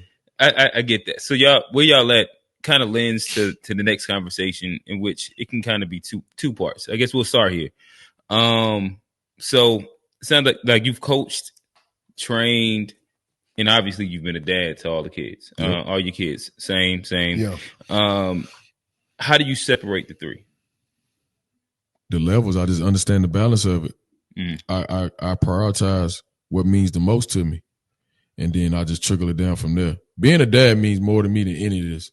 Yeah. I don't care about none of this when it comes to that. Okay. You know what I'm saying? I feel I got an older daughter my oldest daughter is Imani. Imani's 24. And she didn't do the basketball thing. Right? Yeah. But I had Imani young. So it was kind of how I made my mistakes with it. The fatherhood thing. You see what I'm saying? And so once I learned that and seeing what I did wrong with her, I just told myself that I would not make those same mistakes with my next kids. So when I feel like things getting sticky, man, I'm man enough to understand my place. Yeah. You see what I'm saying? And I think a lot of people don't get that. Like, let me step away from this right here to enjoy my kids. Or if I know that I done been gone for a while, I'm going to pick my kids up as soon as I get home. Right? So then it gives them security that I'm still dad. Yeah. That can't ever get lost. Yeah. Like I can't never lose that because I'm doing too much inside this basketball world that it can get lost. You can lose it all. No, you really can't. If you don't do what you need to do. You don't humble yourself and stay grounded. You can lose it all. You can lose it all. You know what I'm saying? People lose families with this. Yeah. You know, so for me, it's just been a blessing that kind of my whole situation has brought into my life. Yeah. My kids travel with me, you know what I'm saying? And we just do it. But man, me being a coach is cool. It's cool. But man, I enjoy the dad piece, bro.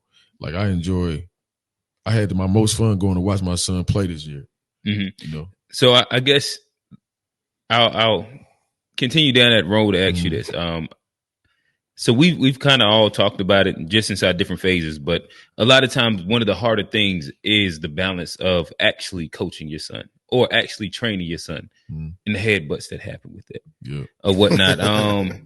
So I guess like to throw it to that space where when do you kind of realize, and again, like you said, like you're man enough to understand when that time is, but when does it get to that point where like, or how do you know it's got to that point, or what are examples of that point when it comes down to training your kid? I think that there's a bunch of coach, dad, trainers out there that's going to listen to this conversation, and especially somebody from the ilk of you and Wayne, where it's like, all right, these are guys that have accomplished a lot, that's done a lot, and they could probably find some reprieve in like, oh damn, yeah, they bump heads a little bit, just like me and my son do, or me and my daughter does.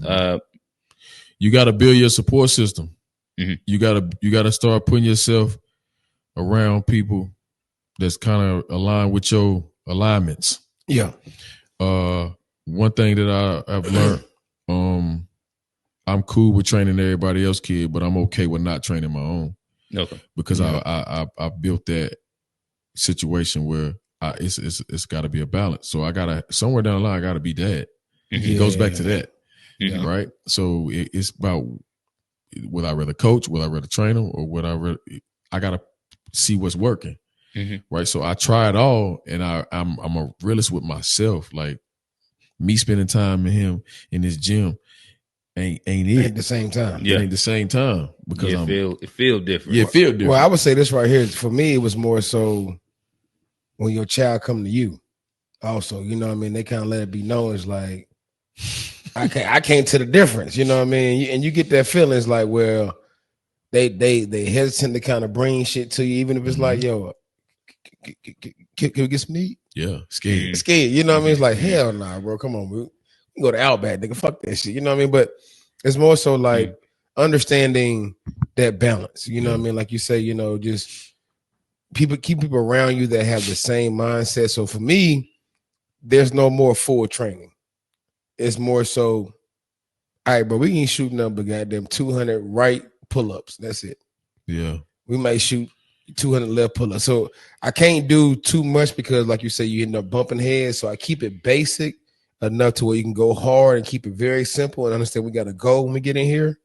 Let's get to this goal and get the fuck up out of here. Yeah. Because we last any longer, you might not eat tonight, nigga. Yeah. You know what I mean? You know how that shit go? Because I mean, we've got to a point where they've built themselves to a point where that we respect their games. Yeah.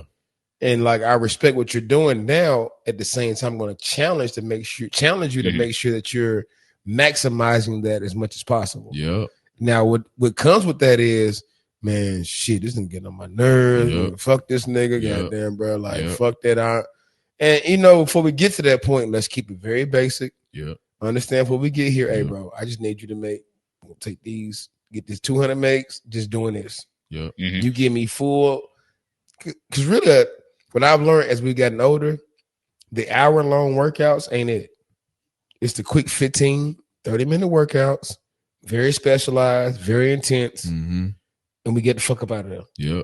You know what I mean? Not the long ass been in gym for hours. No, that's when you start butting heads. You leave the motherfucker at the gym like, nigga, fuck you. I'm about to leave your ass here, nigga. Right. You know? Yeah. So it's like you learn that part about it as well. So what I did with him at 8 and 9 and 10, I wouldn't do now at 16. Yeah. You know what I mean? But for sure. At the same time, you still have to find that conglomerate of family members. And I say family, I'm talking about your basketball family. Like I send my son to you, I may send my son to you, but you know, I keep it very short net as well because not everyone has that same knowledge and vision for your child that they have for themselves, and you have also came together and sat with them. Another thing I do, I let my kids decide who they want to work with. That part too, right? Because at the end of the, like once I get into dad mode, it's just all about making sure they're happy. Yeah, we get in dad mode. We just Ubers and goddamn. That's all I'm on. That's all we charge cars and Uber. Yeah. Who you want to work with today? Or you tell me, and you set it up, and I'll take you. At least I know if you telling me that's what you want to do, you're gonna get in there with a different headspace. Yeah, that means you want to be there. Yeah, and a lot of dads can't even get to that point to even let them get to that level because it's so much. Oh no, you mines, and I'm gonna do this, and I'm gonna do that. I've never really been that way with my kids, man. Yeah, the vicarious part. Man. I done enough. So I don't care who you train with. It just, when you go do it, you better make sure that you don't waste their time. Yeah. You know what I'm saying? And that's the only thing that's going to make me mad. If you get in there and you don't do what you need to do, you know how I feel somebody waste your damn time. There you go. And so, all right, so y'all kind of stepping on my next question, but I'm gonna ask it either way. So the next question is: so as trainers, when putting your kid into training, and again, y'all might have answered it. Maybe there's like some more nuance that you can get into. When picking a trainer for your kids, is there anything specific that you do look for? I know you kind of said that like you like them to pick their own trainers. Is it still a vet and like, all right, he sent me a couple of these guys, but they just doing cone choreography, or something like that? I'm looking at more so what aligns with his game, you know, in a sense, or what can help elevate his game. If it's some shit that we been doing already 5 years ago, like, nah, we good on that. But if it's something I'm looking at like, oh yeah, I ain't even thought about that, you know, because sometimes we get a little bit tunnel vision when it comes to certain shit that we don't see outside that vision. So it's good to see someone doing something. You'd be like, oh, you know what? Hey, you can definitely benefit from that shit. Ain't too much of that shit, but you know, it is something. Because you know, for the credible ones, you look at things like how they doing and the people they're around, it's like, okay. Yeah.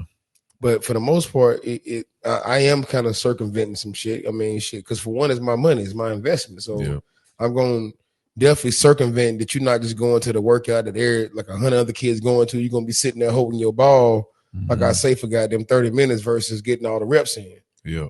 So I'm going to circumvent some, but at the same time, I'm going to trust his judgment. And we're going to come together and make sure it's the best for both for him, but also best for me investing into it financially. That's right. For me, man, it's just more of I just look for a person that kind of can coach the game. Yeah. Like I'm not looking for a trainer ever. Like I'm looking for a developer. Like, yeah. People ask me about training. I don't train. I develop. Yeah. I work with the worst of the worst. That's what I want to do. Yeah. You know what I'm saying? I want the challenges. Yeah. It's gonna make me better. It's sharpen my toolbox. Yes, sir. So you said something perfect. So describe and explain the difference between a trainer and a developer. A trainer gets kids that's already developed and tries to throw a twist on their skin, and now they say that, oh, they made the best person. It's a lot of those. Look, it get tricky. People ask me this all the time, and I normally quiet about it. But since I'm on the Open Gym podcast, we appreciate it. You open, bro. Just be open about it. It's just it's a lot of bad business going on out here. I really don't knock what nobody doing, because I respect every man that's in this game or woman that's in this game that's doing it for whatever reason they doing it for. But it ain't beneficial. It ain't beneficial for the kids though. Yeah. I'm watching some of them, and mind you, I'm one of those guys that kind of get clients from everybody, and I have to shut down conversations. You got to, because I'm just a no nonsense type of person. I don't want you coming over here telling me about nothing else other than what your kid need. Yeah, because I'm never gonna badmouth somebody else and what they're doing. I know it's bad. Yeah, you know, a trainer just doesn't know the proper knowledge to develop. Let me put it that way. Okay. A developer is an all-around person that can deal with any individual at any moment and buys down and willing to get to that level that a person's on and build them up. Yeah. Okay. Right. And where you're at, I guess you almost threw to a whole nother question. So what are some red flags of training to look out for? A person with a camera. Okay. Already. The person that has his phone set up in the corner that's trying to showcase what they're doing is a red flag for me. Okay. I feel like, hey, you agree with me on this right here. I don't record shit. Me neither. I rather a kid work in silence and their game show the work versus you watch them work and feel like you see what they're doing now. Yeah. Working quiet. Yeah. Show loud. Yeah. You know what I mean? Like there's no purpose of having and from what I see from you is like the only time a video is showing is when a parent's in the gym recording. That's it. Yeah. That's why I don't allow phones in the gym when I record. And if somebody do, I'm like, I need that footage because that's my And you know, That's my content. Right. I'm real big. I'm real big on kind of like, well, it's just my personality. Yeah, for sure. You know what I'm saying? Like, I'm not gonna show you. I just don't believe. I'm just not getting hip to social media on that wave of things. Right? People don't know they've been giving out the whole game for no reason. Yeah, and it just so in the game you got to be able to leave some kind of secret box to something, some mystery to it. Yeah. So I mean, I think the biggest thing that turned me off is people talking about what they doing more than what they doing. Yeah. You know, you want to talk around there. I'm the best this. I'm the best that. What is okay? No, my saying is. The work gon' show. Yeah. Yeah. You know, but it's easy to say. It's kind of easy to say that you're good when you're dealing with products that's already kind of put together. Yeah. You're not really tested until you have to develop. Yeah. That was a word you said. Yeah. All right, so we're here, but I'm gonna throw us back a little bit into the conversation. Again, y'all have coached a lot of different classes. This is something that they're gonna want to know on IG right here. We'll start with this first question. What has been your favorite class to coach? This is both of y'all. What has been your favorite class? I know you've had some 2025s. You've had a 2027. You've had a 2028. Then you said a 2031. And I'm sure you've had a lot before then. Wayne, I know you had a 2022, a 2027, a 2019. Like, what has been your favorite class? Then after that, we're going to go to what's been the most competitive class that you've coached. My favorite class has been, when did my girls graduate? 2 years ago, I think.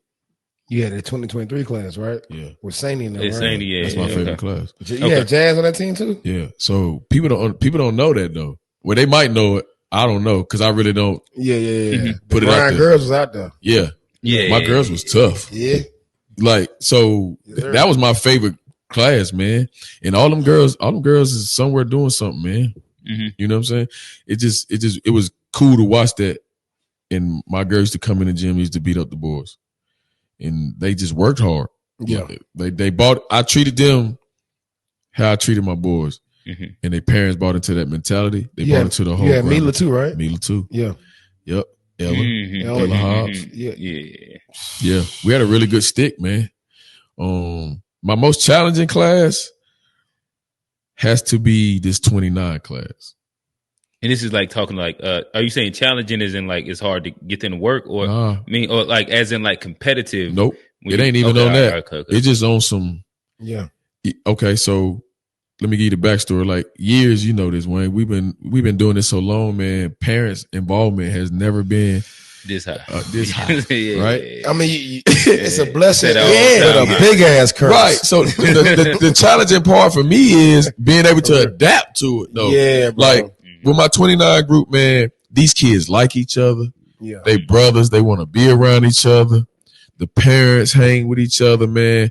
I mean, the moms on the team make sure they eat, make sure they jerseys washed, make sure they there on time. All that, man. But it's kind of enabling the environment. Right, I already know. It's taking the toughness away from the kids. Well, they ain't got to hand wash them jerseys, put them over the goddamn air conditioner at nighttime. And this group, man, they can be really good, but it just what it is. So yeah, that's for me kind of where we at. And then competitive wise, what has been the strongest class that you've coached or coached against? Whether it's like the group that you have, and I guess we'll put it like that. 2019. 2019. Okay, that's been like the most competitive. Yeah, my 2019 group was damn good. Yeah. You talking about? We had high major wings, bro. We made lead A in EYBL with 2 wings. Yeah, y'all ain't had no bigs. Pat and Juwan took up the whole, just long as hell. And then you had Nicholas Eptemoff that was about 6'7", but he was a bruiser. Dallas Corbin was ended up playing football at UCF. He was a bruiser. And then my guards was just really, Crafty. That was but that class was so fucking stacked. Nah, it was. It was. Who else was inside that class? 2019. Cassius Stanley from that's out west. The leaper. Jaden McDaniels that played for Rotary. Pablo, we played against him. Shit, man. Let's go home. Guards tough and that shit. All that. Yeah, that class was tough. It's not Lonzo Ball in them class, is it? No, I don't think so. That's the next. That's the next year. Okay. That class was tough, man. So we faced competition, man. Every night in, night out. Mm-hmm. But that group, they just withstood what was going on. And then I had a bunch of role players. Cartier was a dog. I about to say Cartier goddamn was that nigga. Yeah. He was came in. He was the glue. Hey, that was your guy though. Yeah, Cartier, my guy. Still, to this day, that's my guy. Cartier come to my gym now, man. Where he at now? He at home. Just trying to figure it out. But because I know he was at Upstate and he went to Smith. Some things kind of happened there. But he's still on this game, man. Just figuring out life. All right. So I'm gonna run down a couple of them. I'm looking at the draft class now because I said Lonzo, I meant LaMelo. Oh yeah. So did y'all ever get a chance to play Anthony Edwards? Yep. We played Anthony Edwards when we was 16. We was playing with the Express. That's with the Express. Okay. Yeah, we played him. He was crazy. Okay. Football player, nigga type body. Athletic as shit. Did y'all get Anthony Wiseman? No, I said Anthony Wiseman. James Wiseman. James Wiseman. We played him. Okay. He was with Team Penny. Team Penny, yeah. That was Dennis Smith Jr. So Penny just kind of like segued him straight to Memphis. Yeah. All them kids. That was the issue. Yeah, right. That's why that was why he said the issue. Yeah. That is true. Okay. All right. Tyrese Halliburton, maybe. No, I don't remember him though. Okay. All right. Cole Anthony. Yep, that was Oak Hill all the time. That was Oak Hill, and plus he played for PSA. PSA, I'm gonna say we played them. We played them. They was in our pool in Peace Jam. Yep. Okay. LaMelo Ball. Did y'all play Big Baller? We played them. Nah, because they didn't come this way. They only played out west. Yeah. Okay. Yeah, I mean he had no reason to come. He was outside. smart. He was smart. He's smart. It was almost like they played their Carolina courts out there. He would have got exposed. Yeah. Okay. I mean, they called a couple of showcase games just off the names. You know, they called the Zion Williamson game. They called a few games at I think Adidas. Oh yeah, Zion. Did y'all play Zion? Yeah, we played him when he was younger. Okay, he hadn't quite you remember that was team that him and John Morant was on, right? Yep, and the Shula kid with the Ole Miss. Mm-hmm. Yeah, we played them. Okay, gotcha. See, for me, I would say that 2022 class just locally was crazy. Okay. That's the Caleb Foster, Jordan. That's Harrison. That's the. I agree with you. Shit. The whole GC ballers that Bishop had was goddamn. It was good. Then Team United had a tough team. CP3 was tough at that time, and I was with CBC. But what I did, I mean, I'm new to it, so my relationships when it came to tournaments were based off of who I knew from college. So I'm talking. I know DC guys. We going to DC, went to Florida, went to Georgia. With CBC, which was outside the norm. Vince normally kept everybody local. I was like, nah, bro, like, we're going to figure this thing out. Yeah. That's all I knew. Yeah. Like, I left Charlotte, went to school, and I came back. AAU was a whole different thing. Like, I was like, who are all these teams? Yeah. Like, I left Charlotte, it was 3 teams. I came back, it was 37. Of course. Yeah. You know what I mean? A branch of a branch. Bro, it's 100 now. I ain't. Yeah. One every day. One every day. I'm trying to tell, like, we down. Yeah, last weekend, I'm like, who is that? Anybody, man. And it seems like what's happening now, a lot of these shoe brands are consignment these teams. I'm not going to say contracting or signing. It's a consignment. So they're allowing them to wear their jerseys and their product for a cheaper price.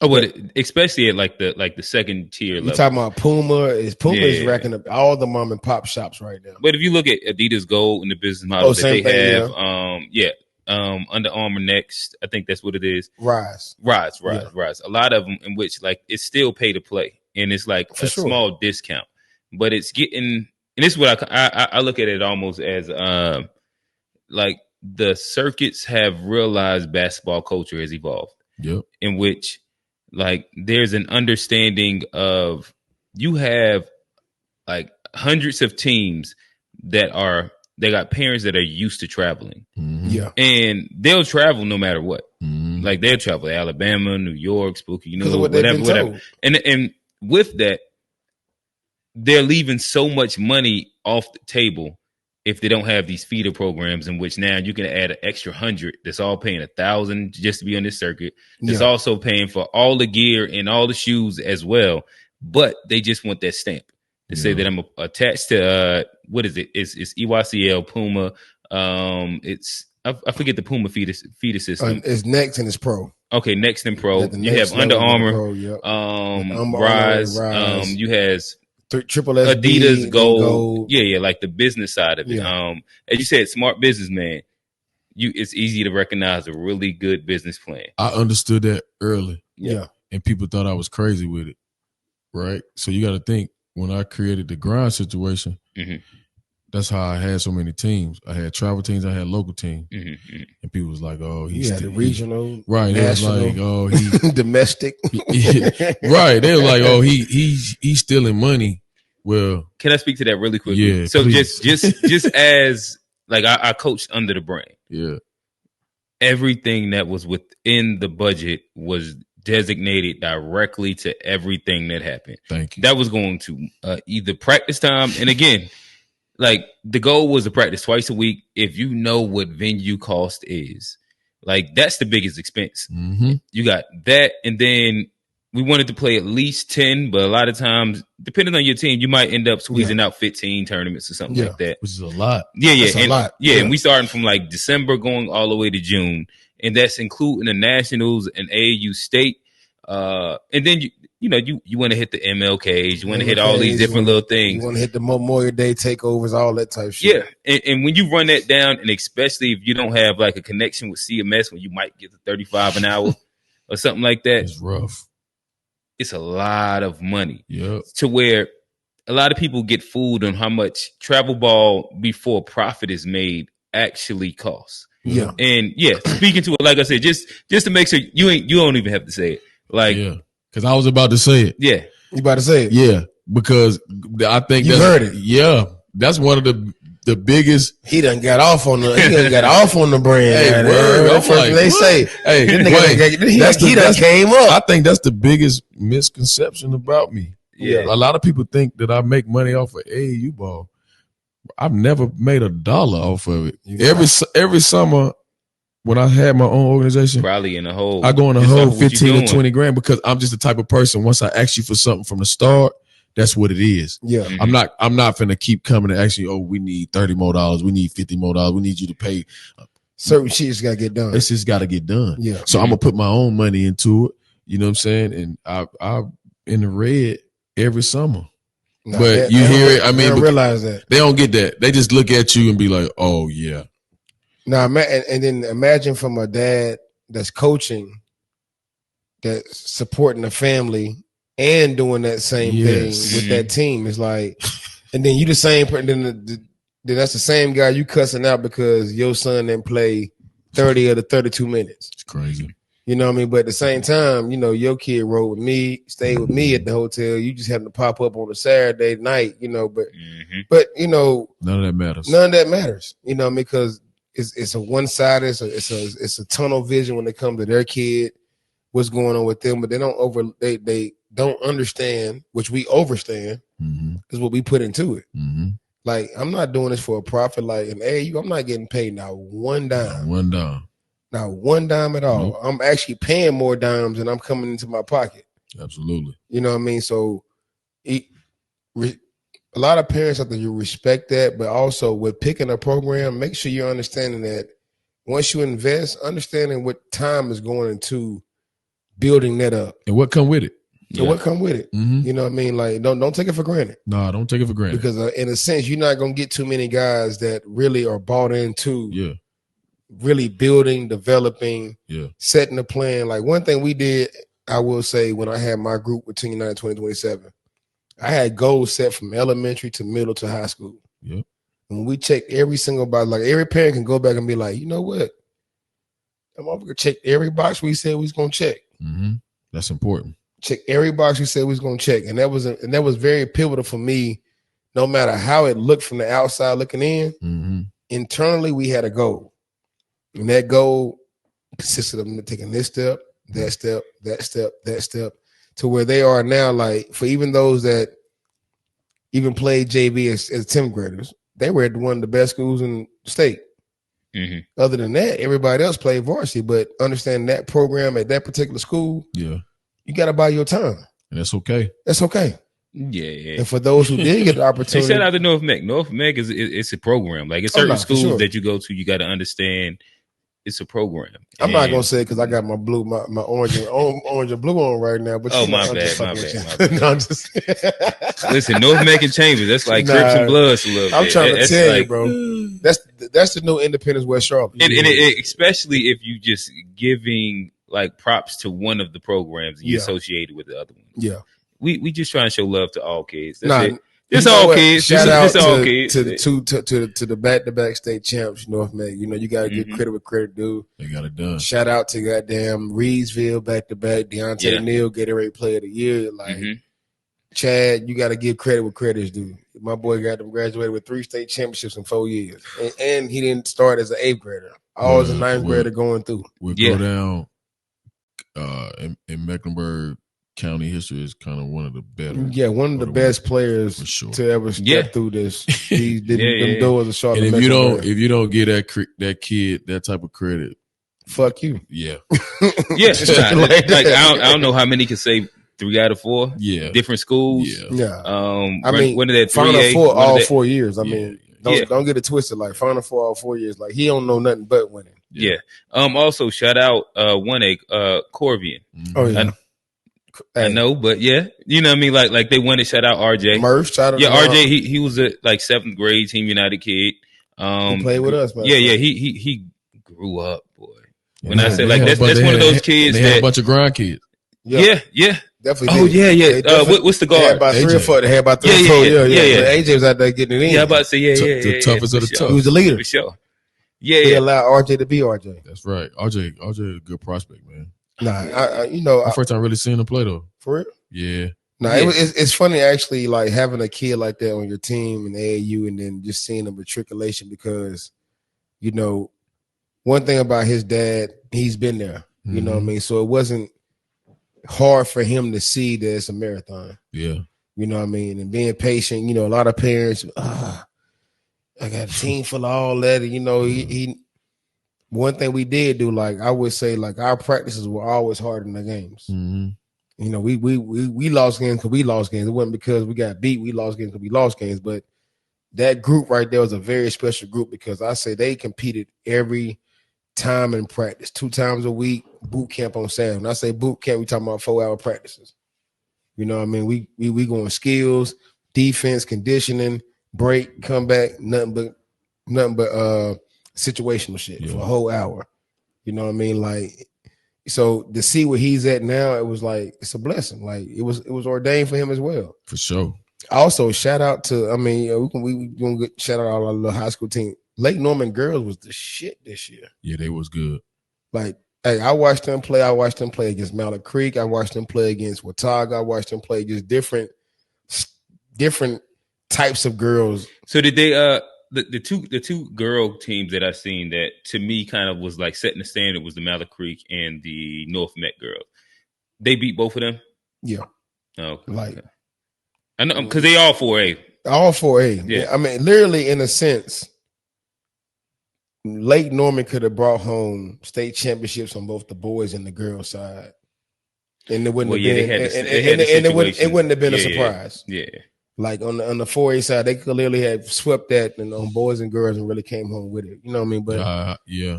I mean, just given the opportunity. Yeah. But situations happen. Understood. So I guess I had my notes. I done ran through every single question. With that said, you are here on the couch. Do you guys have any questions for us? Open Gym Podcast. Any questions that you want to kind of throw out to the audience? Something to think about. I don't know. Just put you on the spot real quick. You said you don't like nothing playing. Freestyle. Yeah.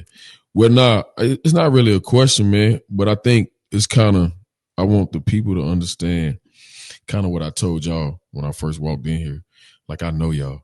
Mm-hmm. Yeah. You know what I'm saying? And I'm real big on building up. Yeah. Right. I help everybody. it's so many people that I didn't help get to where they gotta go.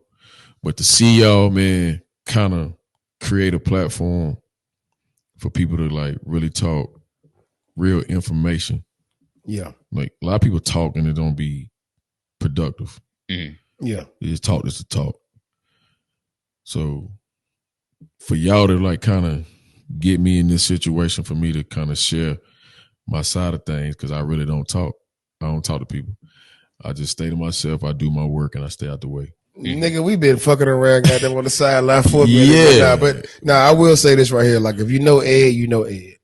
If you don't know Ed, you don't know Ed. There you go. And you know, it's sadly that, you know, people misconstrue who you are based on what they see from a distance. For sure. You know, and I can speak to that from experiences. Like, a person will take how you coach intensely, you know what I mean, the intensity, how you coach your players, how you may yell at the ref or whatever it may be, and they feel like that's you as a person. Nope.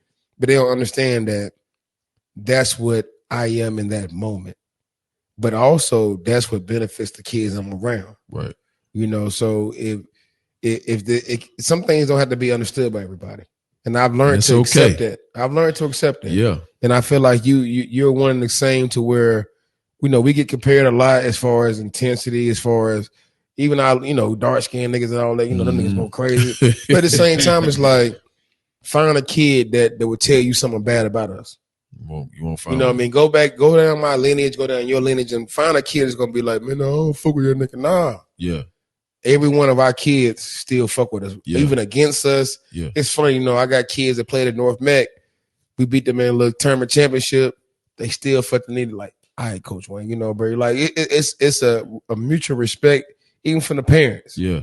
So like, I love to like have you on this stage to people to see a different side of you, understand that you're a human, you're a black man, you're a black father, and you're a spiritual man. You know what I mean? You care about a lot of different things that people look at you from the outside and be like, man, that motherfucker probably atheist. You know what I mean? Who knows? But to see a true value of a black man that's been doing it for a minute, that has taken that path you've taken, you look at things from a different perspective. It's like, to hear that you don't look at film is like, what, nigga? You don't look at film, but that's a shocker right there. It's almost like a nigga like Lil Wayne and Jay-Z don't write. You know what I mean? It's like it's certain special niggas that can do certain things, and that's not the blueprint for all y'all. It's not the blueprint for everybody. That's Coach Ed. That's Coach Ed right there. Coach Ed's ordainment. You know what I mean? That's his testimony right there. But you know, bro, we have to sometimes take the step back and we ain't gonna say give flowers. We gotta give credit and give kudos. Yeah, you know what I mean? Sure. Like,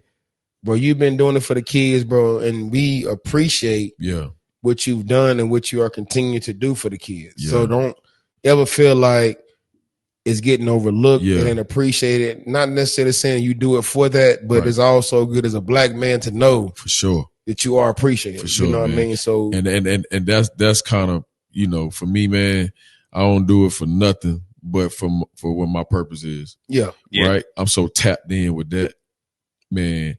And you wouldn't know that about me until we have something like this, because I really don't get to that level with people. But like, you shouldn't have to though. Right. But to see y'all doing this, man, I told them this, like, I'm proud, because it's like, I know where y'all come from. I know what y'all been through. You know what I'm saying? I've been in it with you. Yeah. You know what I'm saying? And see two brothers just start something that's kind of going worldwide now. I read the comments, bro. I don't even tap into social media like that.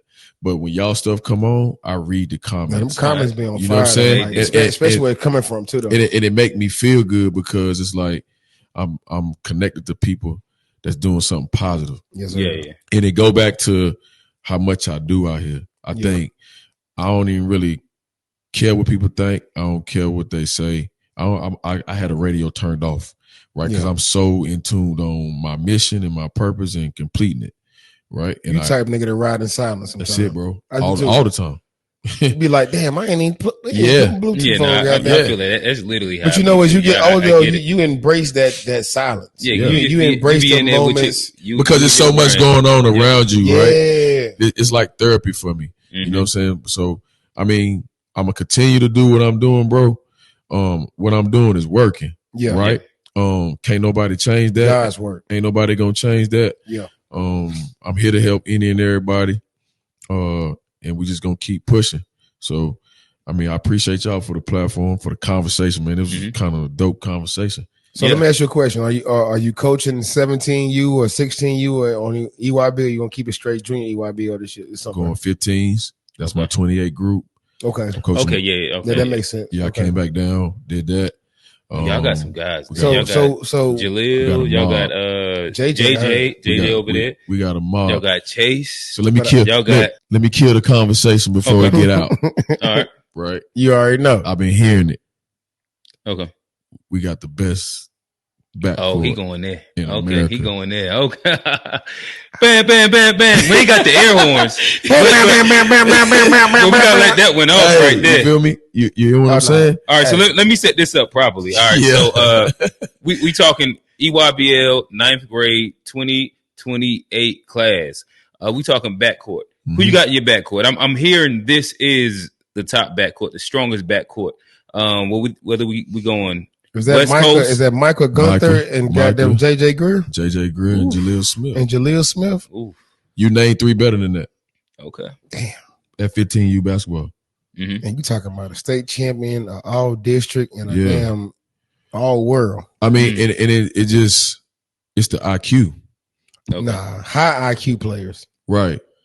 You got an 8th grader that play. You got 2 8th graders that play varsity basketball. Then you got another one right there that just it's one of the ones. Yeah. And I think what I used to call him Mr. 50 points when he was like in 7th grade. So with the team, he played varsity ball too. It's a dynamic team over there north side. Yeah, he played with me. I forgot. So you're talking about 3 8th graders that played varsity ball and that were effective on varsity as 8th graders. Yeah.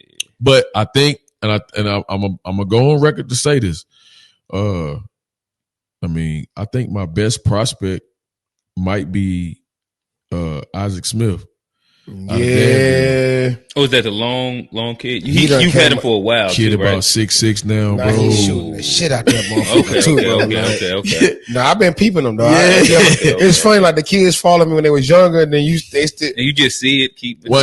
I watched him in practice the other day, man. And he hit this up and under on a kid and shot the ball with his left hand type floater type thing. I was like, oh yeah. It's just because I remember. Is Makai playing with y'all? Okay. I don't know who Makai with. Makai's another big prospect out here. He grew out of nowhere, bro. Like that motherfucker shot up 6'5". His mama always said he was gonna be big though. She was adamant about that. Yeah. She ain't lie though. She knew what we didn't know. Yeah. She ain't lie though. Nah, shout out to his sister too though. I coached his sister. Exactly. She was with that grind team. What's her name again? Maya. Yep. Hey, Maya. Tough. Yeah. So we gonna see how it go, man. You know, I wish everybody well. Mm-hmm. You know, I don't. It's going to be a very interesting summer and spring on all the circuits, because I will say basketball has really, the elevation of the circuits around here has really came to a pivotal high, to where you look up and it may be a goddamn triple SB team that beat the EYBL. It may be an EYBL that, so even though EYBL sits here, the competitiveness of every other circuit is still at a high level as well. I call it the Power Five. It's a Power Five of circuits right there. And let me make it clear. Like, I'm not one of the ones. I mean, EYBL is EYBL. Yeah, right? Sure. There's going to always be that. But I just think, just like as the nature of the game, is kids is being overlooked, is being put in situations that probably played at that situation, right? The kids are hungry, bro. And so when they see those kids that's being labeled as those better kids, they're coming to get them niggas. They coming, bro. As they should. As they damn near should, right? Like it's hard to have been on the circuit and played a Team Thrill, a New World, any of those, and be like, oh, nah, those circuits ain't nothing. No, you can't say that. Yeah, because you sit and be like, oh, no. Nah. It's so much talent inside like these areas. And then you start talking about the unknown areas. Not saying unknown, we saying unknown to us in a sense, being like we don't normally tap into those. So you talking about that far Midwest area, like Nebraska's coming up. You talking about Nevadas and see, you gotta look at this and all that shit that we don't see. Hey, but wait, to piggyback on what you're saying, those areas get the best kids because it's how many teams, bro? Yeah, one. You see what I'm saying? You talking about it's only one. It's only one team coming out of New Mexico. There's only one dope team coming out of Nebraska. So they one out of coming. Idaho, but they put together 10. They coming, bro. Motherfuckers. Yeah, especially if it's a state that has connected states that don't have any of those. Yeah, there you go, man. You gotta think about that shit. Like, you gotta think about a state that sits like like Missouri. Yep. Missouri different, bro. You can catch. You catch everything, bro. You get it all. You can catch an Illinois kid. You can catch a damn Kansas. You can catch a motherfucking Texas, Oklahoma, Arizona. Shit, stupid. You know. And that's the only thing I hate about us, man. It's just like we don't believe in that. It's just parents get in their way, and they don't want to buy into that one. So don't nobody want to compete. So let's touch on this real quick because I know we're about to close it out. So why do you feel like for us, Ed, and in our environment of this AAU, that we don't have powerhouse teams in a sense? Like why are we unable to come together to really put together the best for our area and our state like we used to do? Yeah. People scared of competition, personal vendettas, and hate. Yeah. I think that hit all of them nails on the head. I mean, every nail, like bang. Because sadly, I hate to say, it's like there have been times where a kid could have been perfect for my team. Mm-hmm. Oh no, we don't. Bro, he not even involved no more. It's weird. Like, he was there 5 years. He done went to two other organizations since then, and you still holding that against. It's weird. Well, that shit was crazy to me. So, it's luckily I'm getting further out of it. Mm-hmm. You know what I mean? But like I said, I may dive back into it with a younger age group though. But to see where it's getting to the point to where I can't even call Ed and have him call such and such dad and be like, "Hey, bro, I know you're not playing for Ed, but I can use you." Right. Nah, man, we can't fuck with them because it's weird. Shit, he got there fuck my baby mama. Yeah. Like, bro, what the fuck? Like, and even outside of that, right? It's like I try to explain to parents, man, I don't only can coach so many kids. That part. Right. So if I tell you that I'm gonna call somebody for you, it's somebody that I believe in. Yeah. Allow that to manifest, right? Allow that to work the way it needs to work instead of you having to travel somewhere else when it's right here in our back door. Yeah. I think people so tied up in playing on this Nike thing that they miss other opportunities. Because they don't understand the business. It all comes down to a lack of information and knowledge of the business. Because if you look at it right now, your top 10 players in the NBA didn't play on EYBL. I mean, however you want to name them. Yeah, a lot of them foreign. A lot of them foreign, so of course they didn't play on EYBL. But even you want to go the next, let's say top 20. Okay. Not many of them play EYBL. You got Anthony Edwards that played. He played Adidas. He played Under Armour. You got Jaylen Brown played Adidas. You got, of course you got your Tatums. You got you want to say Ja Morant, even Curry. Curry didn't play no circuit. You know what I mean? Like, the fuck? Like, find what works for you. It's all about don't chase something and put yourself in a predicament. Like, we have a kid we know that played in y'all organization that played under Nike that it didn't benefit them. Yeah. Okay. We know what we're talking about. But I love the kids. That's why I'm not gonna say no names. You know what I mean? Like, you did that because of the ties to the organization and all that. But okay. I think I know what exactly you left a situation where you were starting and being touted to go to a situation that just made sense because it was the family. Sometimes you gotta step outside the family. Yep. A lot of times you gotta step outside the family to make sure that everything's okay to bring it back to the family. Like that clip that I sent you. Yeah. Like the lady said, playing AAU, a lot of parents make mistakes of trying to put the kids with their friends. After a certain time, fuck them friends. Yeah, it's about business. You know what I mean? And I guess like this would be a good not to be funny, but fuck like to make friends. a good point for this. Like you've only coached on the EYBL circuit, right?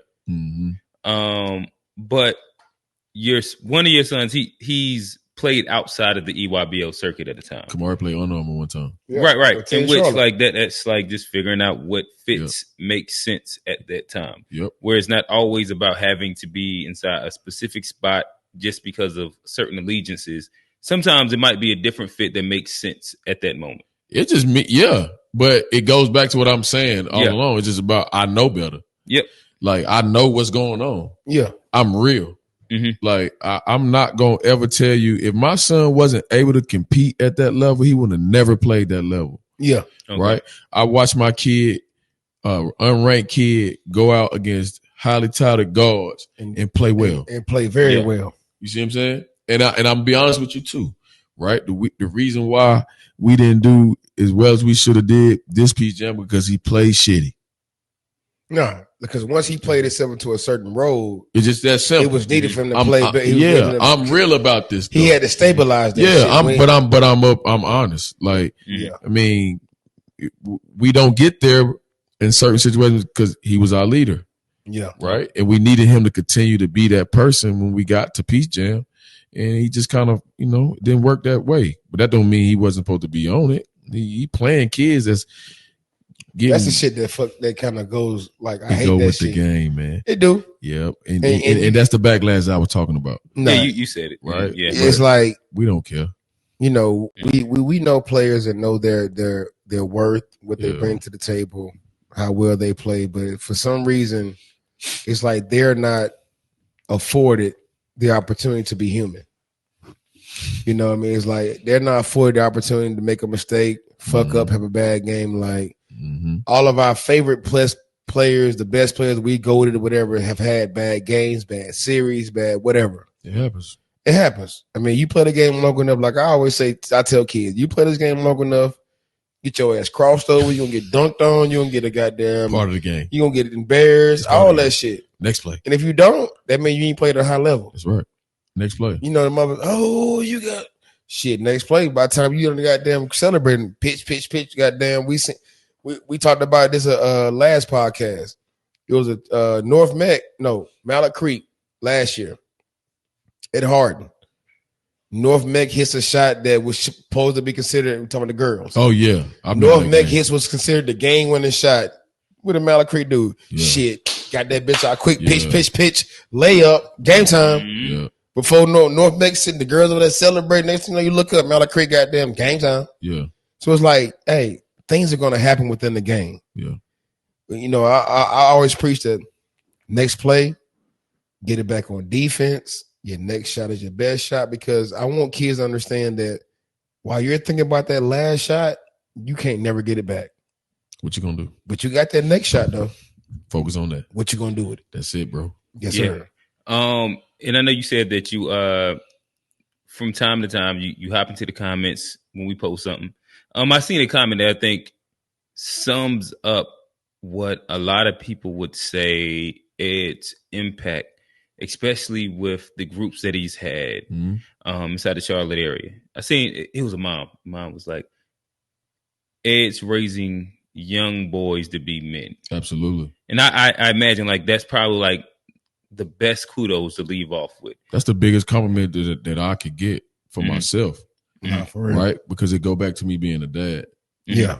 You get what I'm saying? Yeah. It shines the light on my fatherhood. I'm real intentional about being the best father I could be. Hands down. I don't want to be the best coach. I don't want to be the best developer. I don't care about none of that. You see what I'm saying? Mind you, I told you I really never even wanted to do that. Yeah. It just kind of my conversation with the Lord. That was your plan. Yep. And that was my plan to reach kids. My goal every day I wake up is to be a better man, to be a better father. So to hear a parent say that, right, it lets me know I'm on the right path and doing the right things. Yeah. Right. And I made a promise to my kids, like, if I'm gonna step away from y'all and I'm gonna be away so much, we're gonna make this work. Yeah. You see what I'm saying? Yeah. Because you don't get that time back. You know, and my goal it was always to be, when you leave here, you gotta be legendary. That's the path I'm on, man. You know what I'm saying? I hear sometimes like, it's flattering to hear people call you like, the GOAT and all that. Man, I don't care about none of that shit. That's a humble brag right there. You know what I'm saying? They call me the GOAT. They ain't nothing. Yeah, I don't care about that shit. When you talk about me, man, like talk about this father shit. Yeah. Talk about a black man. You know what I'm saying? Yeah. Like talk about that. I ain't gonna front. I posted something, I think either yesterday or the day before. It said, the greatest thing I've ever been called is a dad. Period, bro. You call me whatever you want to call me, but the greatest thing I've ever been called. Period. And I do a lot. I do a lot out here. Dad, bro. You know what I'm saying? I do a lot. I make sure that, I try to help everybody. But me going to damn 2 scoops with my daughter, yeah, you know what I'm saying? Like, that shit epic to me. Just the conversations we have. You know what I'm saying? Me taking Nas to training in the morning times, bro. Oh, bro, ain't nothing them conversations with your daughter. Like I was telling bro, I was like, bro, when you get there, yeah, you like gotta you gotta know my daughter too. I know your daughter. Oh no, listen, she. Listen, look, we have a love-hate relationship. Yeah. When I see we play y'all twice a year. I be walking through the hallway and boy, you could hear her bossing everybody around just as you walk. So around. her and Kanaya, yeah. So Kanaya, that's my shouter. Right? As that's a freshman, partner. I raised her up. You know what I mean? And I said, man, you bullshit because she one of the most athletic females I've ever seen. That's her partner. And she stopped playing ball this year though. But I felt like a lot of that had to do with us kind of. Yeah. But when I seen them two together, I said, "Oh yeah." Listen, my daughter's a superstar, man. You know what I'm saying? Her personality, big. You feel me? Since I was there when he was a freshman at Hopewell, you walk in the door, don't matter what's going on the AD to the coaches to the goddamn principal to the AP, they know her. Yeah. And she boss. She make me big. You know what I'm saying? For real. Because look, you become her dad. That's it. You're not even cooked no more. Nope. Like I told somebody, I said, I think that's the greatest compliment right now I can exhibit right now is the fact that I am no longer Coach Wayne. I am Taylor's dad, and I am Zion's dad. Pretty dope.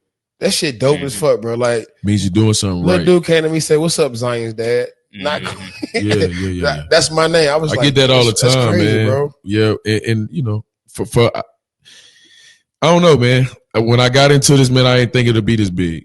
To be honest with you, I just got into it for the kids. That's it, right? And it's just I work my ass off. I don't think people kind of understand that. Yeah, like I spend countless hours busting my ass, just helping.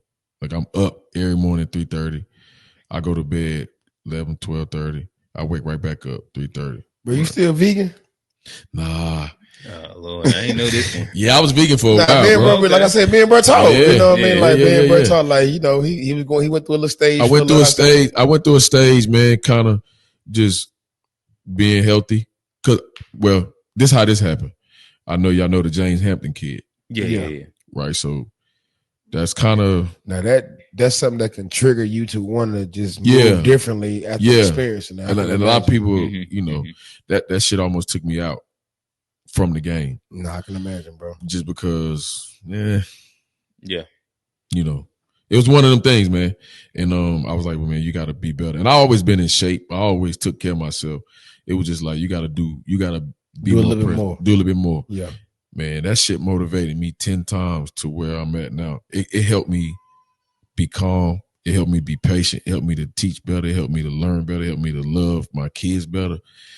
It just helped me. Yeah, you know what I'm saying. And when I wanted to tap out with that, you get that knock from upstairs, dog. Nah, stick with it. We with you. You got it. So you got it. It was just one of them things, man. And that's one of the pivotal pieces that kind of turned me to where I'm at today.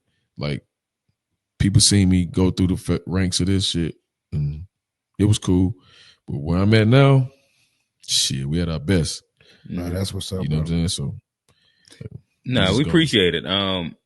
Again, Coach Ed, like I said, there is no better way that I could kind of put it than what that parent did when we gave you the shout out on the IG when they said they love Coach Ed. He makes young boys into men. Mm-hmm. And I think that if you've ever coached, if you've ever mentored, if you ever taught at like an elementary, middle school, or a high school level, as a man, a black man, especially if you're dealing with like real youth, not just always like the cookie cutter, the prep school kids, the private school kids, the suburban kids, is that you're trying to teach them actual real lessons, real morals, real values to actually live by, walk by, in which no matter when the ball stops, it's something that they can take into that corporate job. It can take into wherever they go to. Well, I was just having a conversation with my son where I was telling him how like the same like attention to detail translates across the board.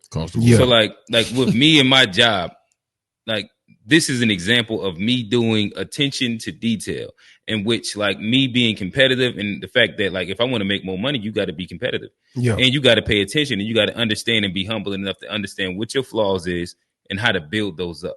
Like these are translatable skills, and that's like really what you use this game for. No matter when that ball stopped bouncing, and saying all that to say, Coach Ed, we appreciate you pulling up. Appreciate y'all, man. From coaches to casuals. Grassroots to the league. This is Open Gym. This is Coach Ed. That is Coach Way Too Nice. Coach Wayne, baby. And it's Coach Q. Appreciate you. Peace. We out.